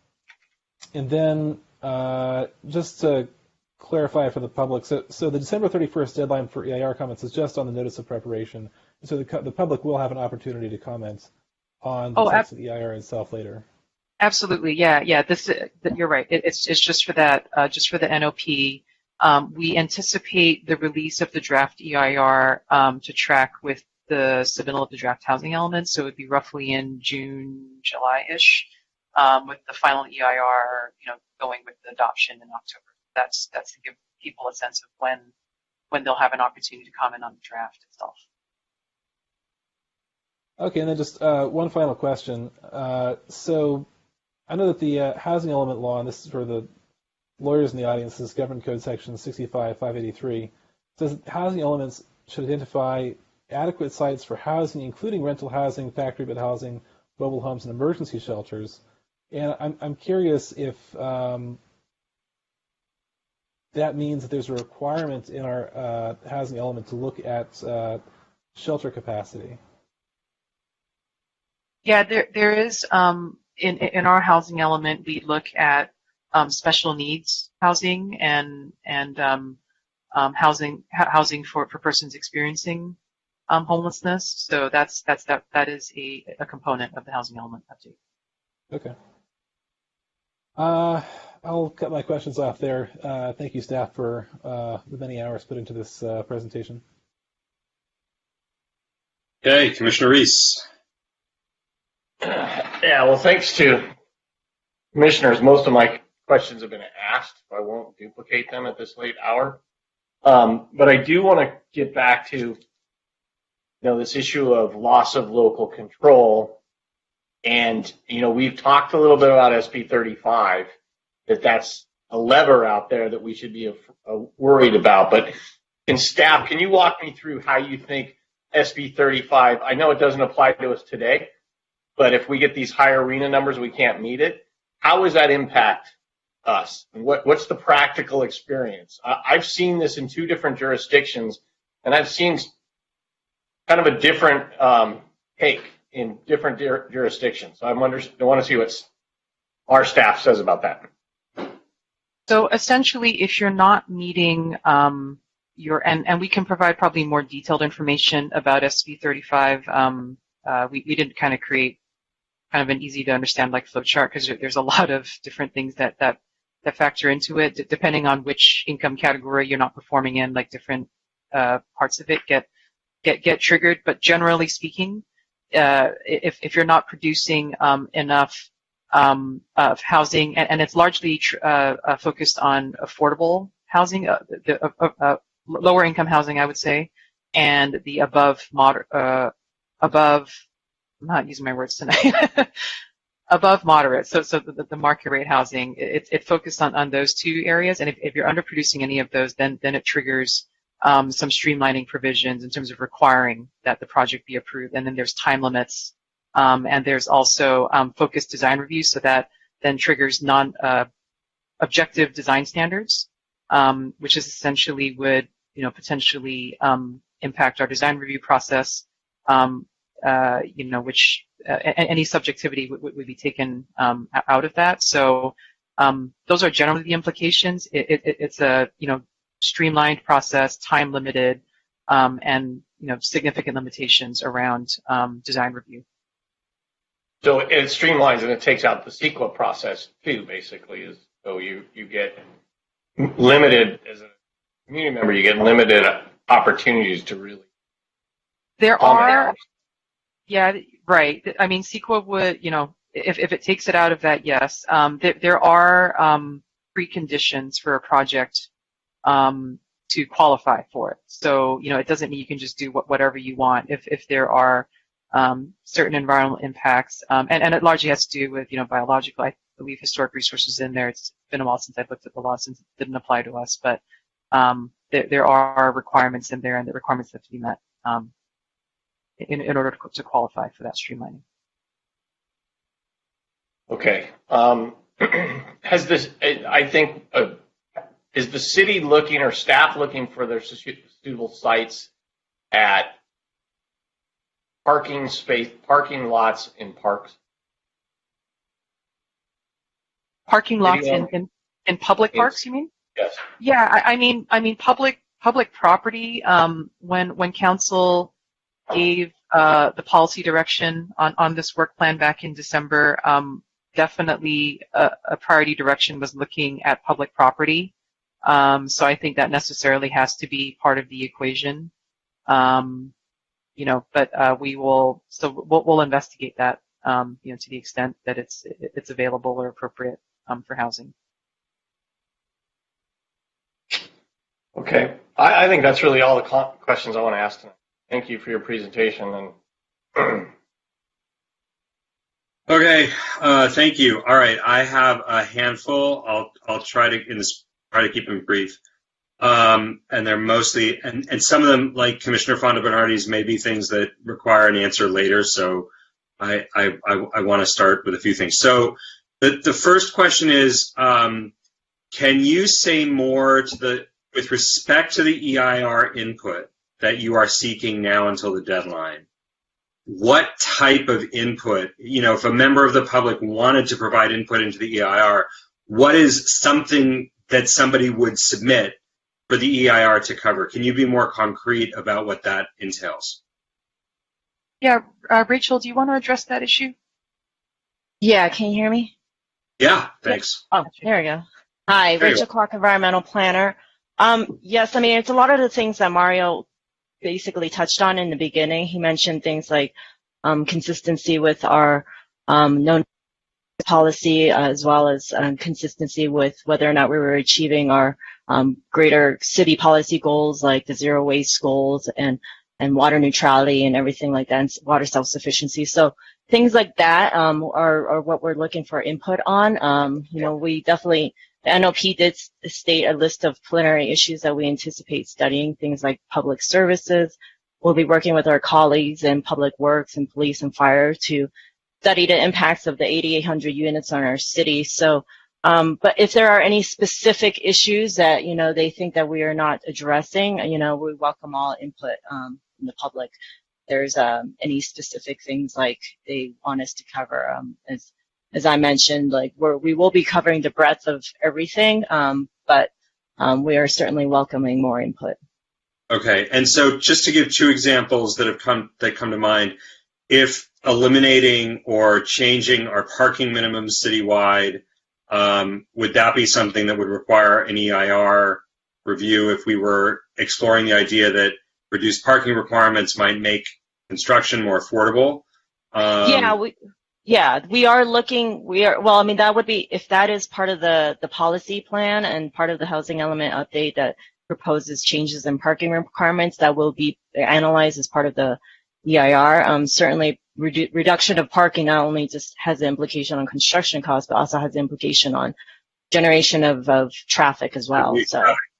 Exactly. And then what about, the conversation we were having earlier about, for instance, incentivizing the redevelopment of private land, not necessarily involving a sale, but say whatever parking lots, right? So you've got parking lots next to churches and synagogues, you've got parking lots in public parks, you've got parking lots on, the Boston Properties site, Ocean Park Boulevard, those types of things, if people want to be creative with their suggestions about where housing could go, is that something that they would want to pose in the EIR to make sure that a suggestion that comes up could then, be considered in case it required some scoping? I would say that would feed more into our suitable sites inventory analysis. So, okay. that would be a suggestion that would be for the SSI, because what the housing element EIR will do is take that SSI, look at those sites and those impacts of that residential development. To be clear, the EIR won't be done. So if something comes up in the SSI conversation that requires expanding the scope of the EIR, it won't be too late to expand. That's what I'm trying to make sure that we're not cutting ourselves off early in the process from our ability to be creative. I think what we need to understand too is that EIR is programmatic. We can't look at every single site that's in the inventory and analyze, what happens. So it'll be programmatic. Okay. It won't be limiting. And I think, with the fast timeline of everything, we'll be working on the EIR in conjunction with the housing element preparation. So, we can always fold those in there because we'll be working hand in hand. Okay. And so I think just to provide some clarity around that also is that the approach to the, if people are wondering kind of what that looks like, the land use and circulation element EIR is a good example, of the kind of approach for a programmatic EIR because it's citywide. So it's not necessarily like specifically where things are located as opposed to like we have a bucket and does it look like this or is it over here, in terms of like general patterns. Okay. But as opposed to specific sites, because when we're looking at impacts on, the citywide scale, right, minute changes, like if I moved it over a block here or there, may make no difference in the overall, like, bigger level analysis. So that makes sense. To give that sense, yeah. Okay. So now my second question is, and I have to say, I think, and I want to say this respectfully, I think many of us come from different, different perspectives on the nature of the housing need, the nature of the kind of housing we should be building. I'm looking forward to those conversations. But I find myself asking many of the same questions that Commissioner Fondo Bernardi is asking, because I am curious how we are linking our housing element with our economic sustainability plan. So I'm curious in terms of the process. We can't take a city economy and completely convert it to a residential, like if we go entirely to a residential community, right, as some people suggest that this is involving, we have to have some economic drivers for our city. We have to have some commercial activity. We have to have some other activities that create a tax base for us.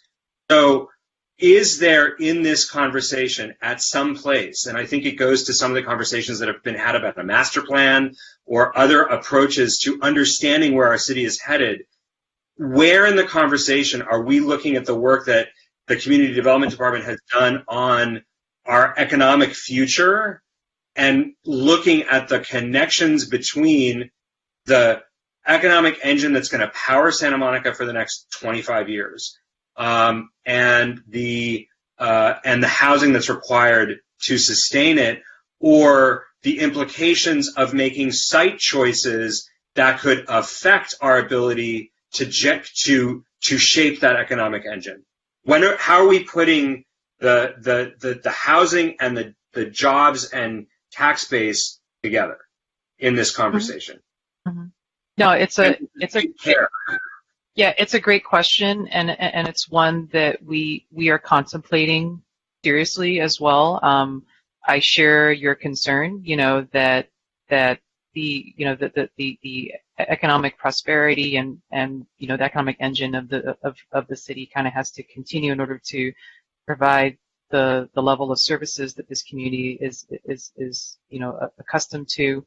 So this is, I think that, as we proceed, that sort of idea of like, this has turned Santa Monica into a bedroom community, I think necessarily, much like the Luz set forth, right, there has to be balance in all of this. There was, and I keep coming back to that because, we are within, I think what we're proposing initially is to proceed with those principles, right? There were certain areas that were designated in the Luz for economic support. We have an industrial conservation zone, just as an example. An area where it was smaller spaces to support some of the startups, incubator spaces, that have been so valuable in nurturing some of these great Santa Monica businesses that then have grown and maybe moved elsewhere, and someone else comes in.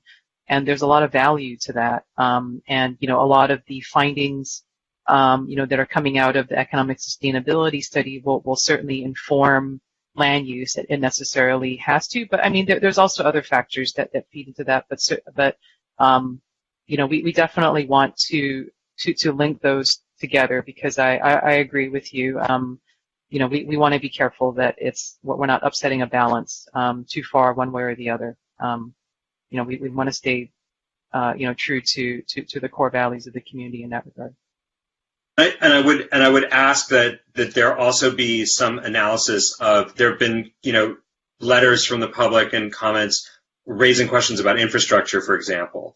We also know that and maybe this would have been a different conversation if Prop 15 had passed, but we know that there are quite a large number of properties that have not been redeveloped that have very, very old tax bases that, if they are redeveloped, will be reassessed, and suddenly there will be much more income coming in precisely to support the support the infrastructure that's required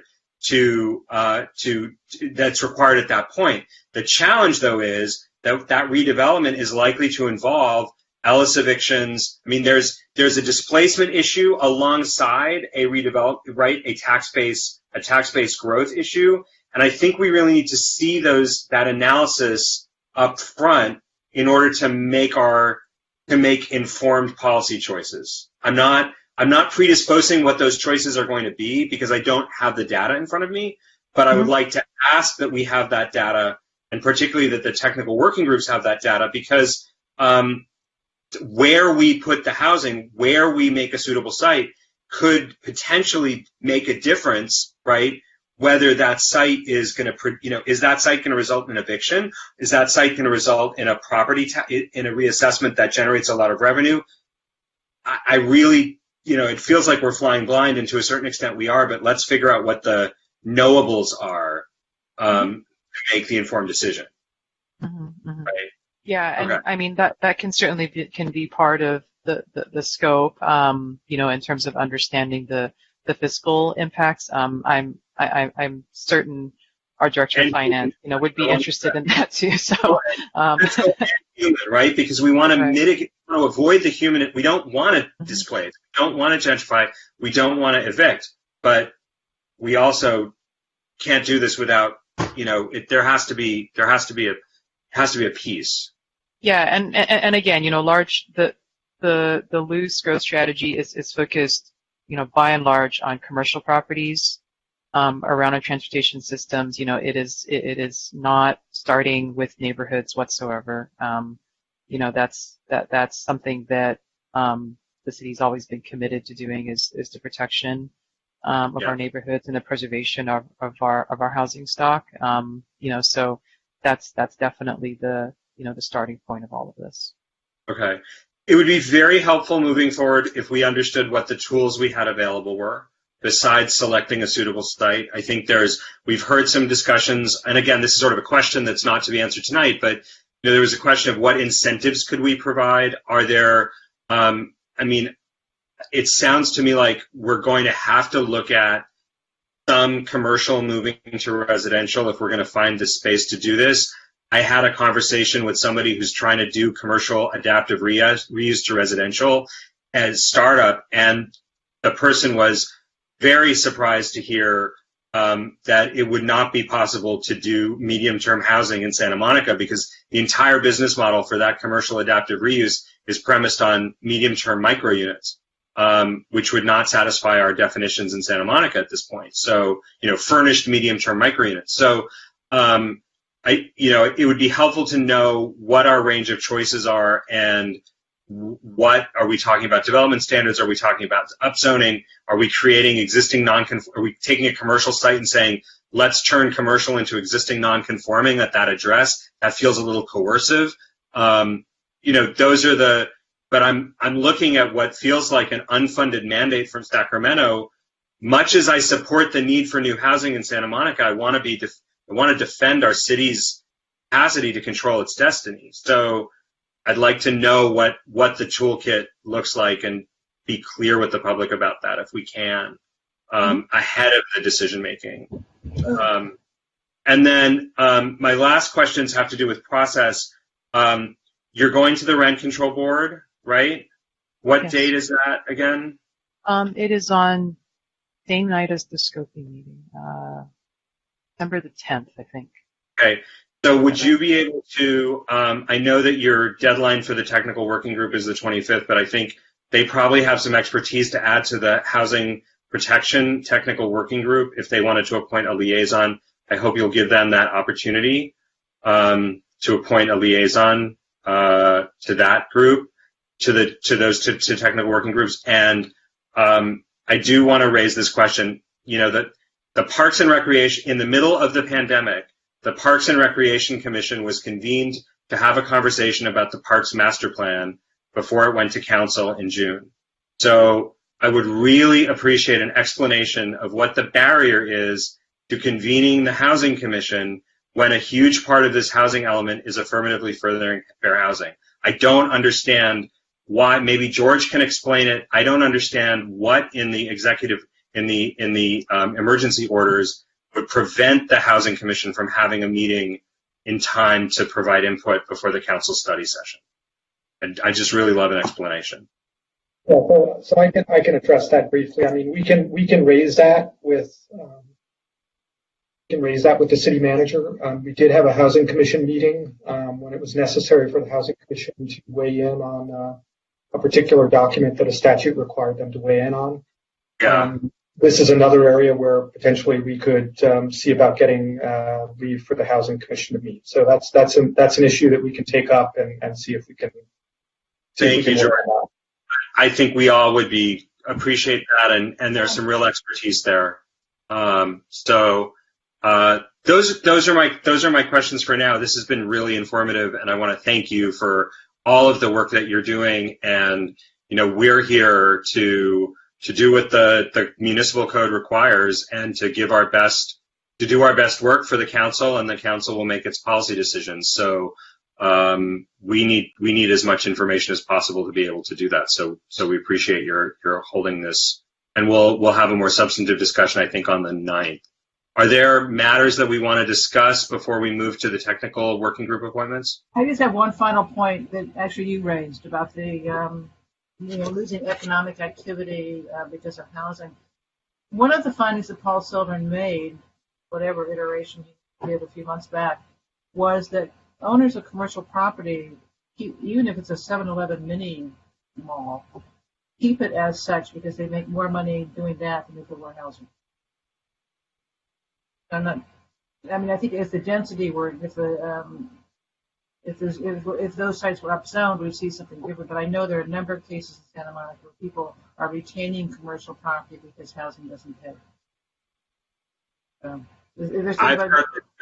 To your point, I've heard that there are people who are retaining parking lots because the hassle of developing housing is so much of a headache here and elsewhere that it's just better to just cash the check every month. Well, I know someone with a parking lot who makes more money than if he did housing.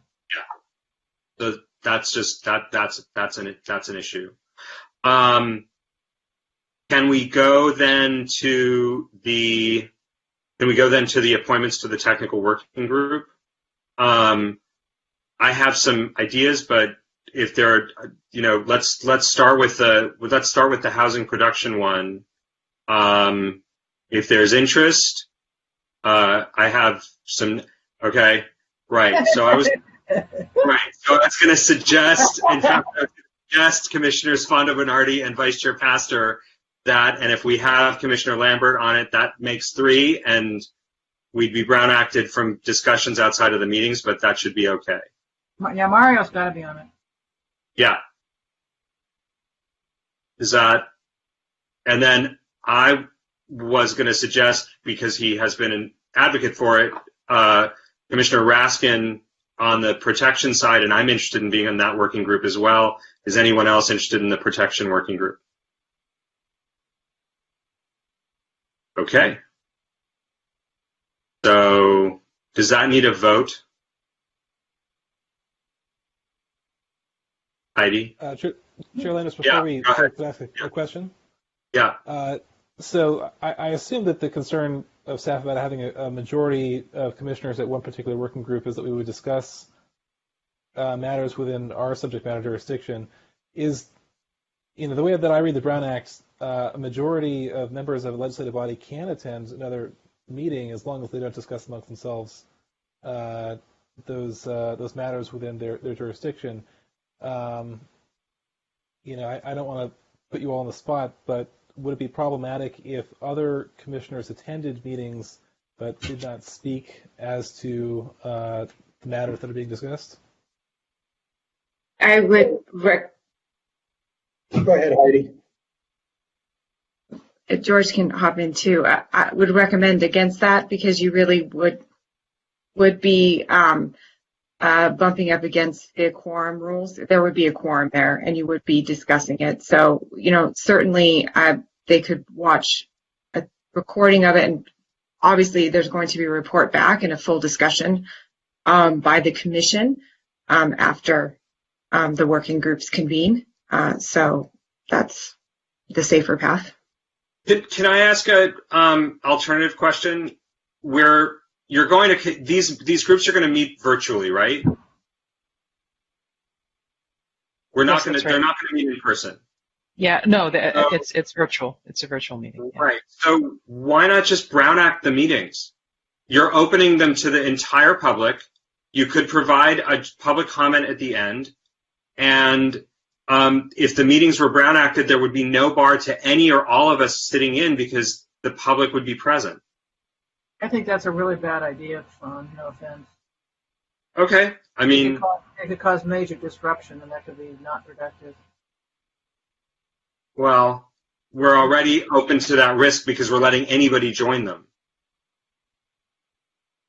So if there's no selection process, then if there's a selection process and it's a technical group qualified by expertise that's then meeting, then we have an ad hoc committee of commissioners going to participate in that work and report back to us.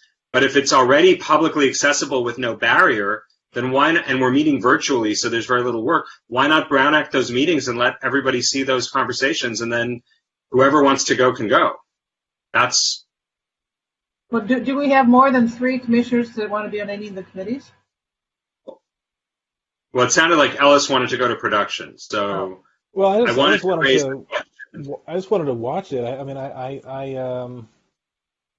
yeah, I don't know what the format's going to be, and I'm just a little bit concerned that, I'm not going to be able to view the proceedings without actually being in the meeting, however it's set up. But, if it's a legal problem, then so be it. Are the committee meetings going to be recorded? Yes. We're actually kind of working through these because it was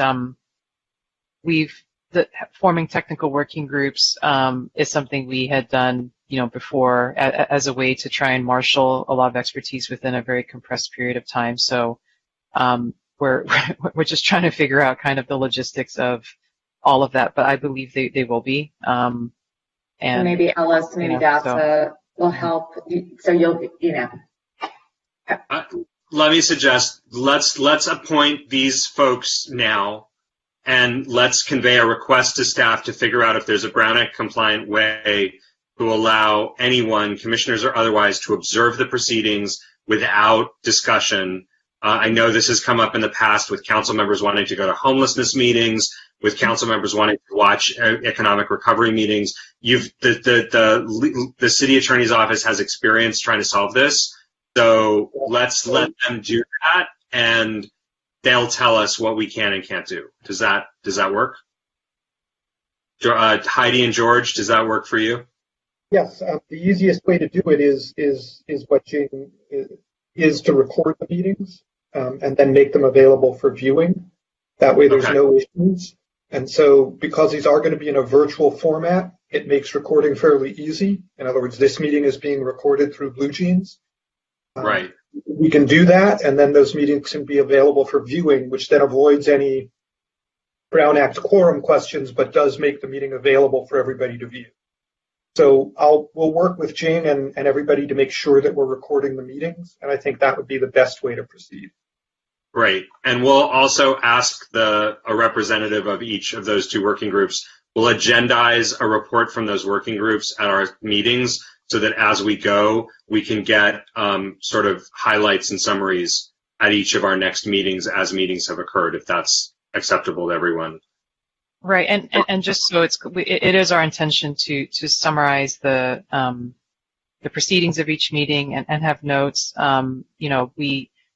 We published kind of some selected dates to try and provide the public who's interested in understanding of kind of the schedule that's involved in this, and it really is going to be a roll your sleeves up. I think we're looking for some decision points at some meetings as well. So it certainly was our intention to summarize that out and provide that so that the public can follow along, in the proceedings as well. Okay. So we have essentially a motion pending to appoint Commissioners Fondo, Bernardi, Lambert, and Pastor to the Housing Production Technical Working Group, and Commissioners Raskin and Landris to the Housing Protection Technical Working Group. Do we need a motion and a vote? Do we do that? I'll second your motion. Okay, great. Let's have a roll call. Okay, Commissioner Fondo Bernardi, Yes. Commissioner Fresco, Yes. Commissioner Lambert, Yes. Commissioner Pastor, Yes. Commissioner Raskin, Yes. Commissioner Reese, Yes. and Chair Landris. Yes. Okay. More to come. All right. So we now move on to, we're almost at the end. We're moving on to item 10B, which is to set a hearing date for appeal 20 ENT 0261 of the Architectural Review Board approval 20 ARB 0204 2425 20th Street. We need to set a hearing date, and yeah. No, we let staff do that? Yeah, so we just wanted to, there's not really a staff report for this. We just wanted to let the commission know that we believe in this case February 3rd would be the hearing date that would be set for hearing this ARB appeal. Okay. No action is needed to be taken, right? No, this is a discussion, so. All right. I take it that's the soonest you think you can get us there? Because that seems like, that's a good 2 months from now, 2.5 months from now. That was in consultation with the applicant and the appellant as to their availability, so. Say no more. Fine. Okay. And now let us go to our final item, which is, did anybody reach out to us for general public input? Anybody? Melissa? I am double checking, but I think the answer is no. Confirmed. Okay. Nobody reached out to us on item 11. And nobody sent us any emails on item 11 because we were allowing Correct. them to send us emails at the last minute. Okay. There were no emails. Okay. Well, adventures in the Brown Act, folks, all night long. With that, shall we adjourn? We shall. Fantastic. Good night, everybody. Good night, everybody. Good night. Thanks, everybody. All right. Take care. Bye-bye.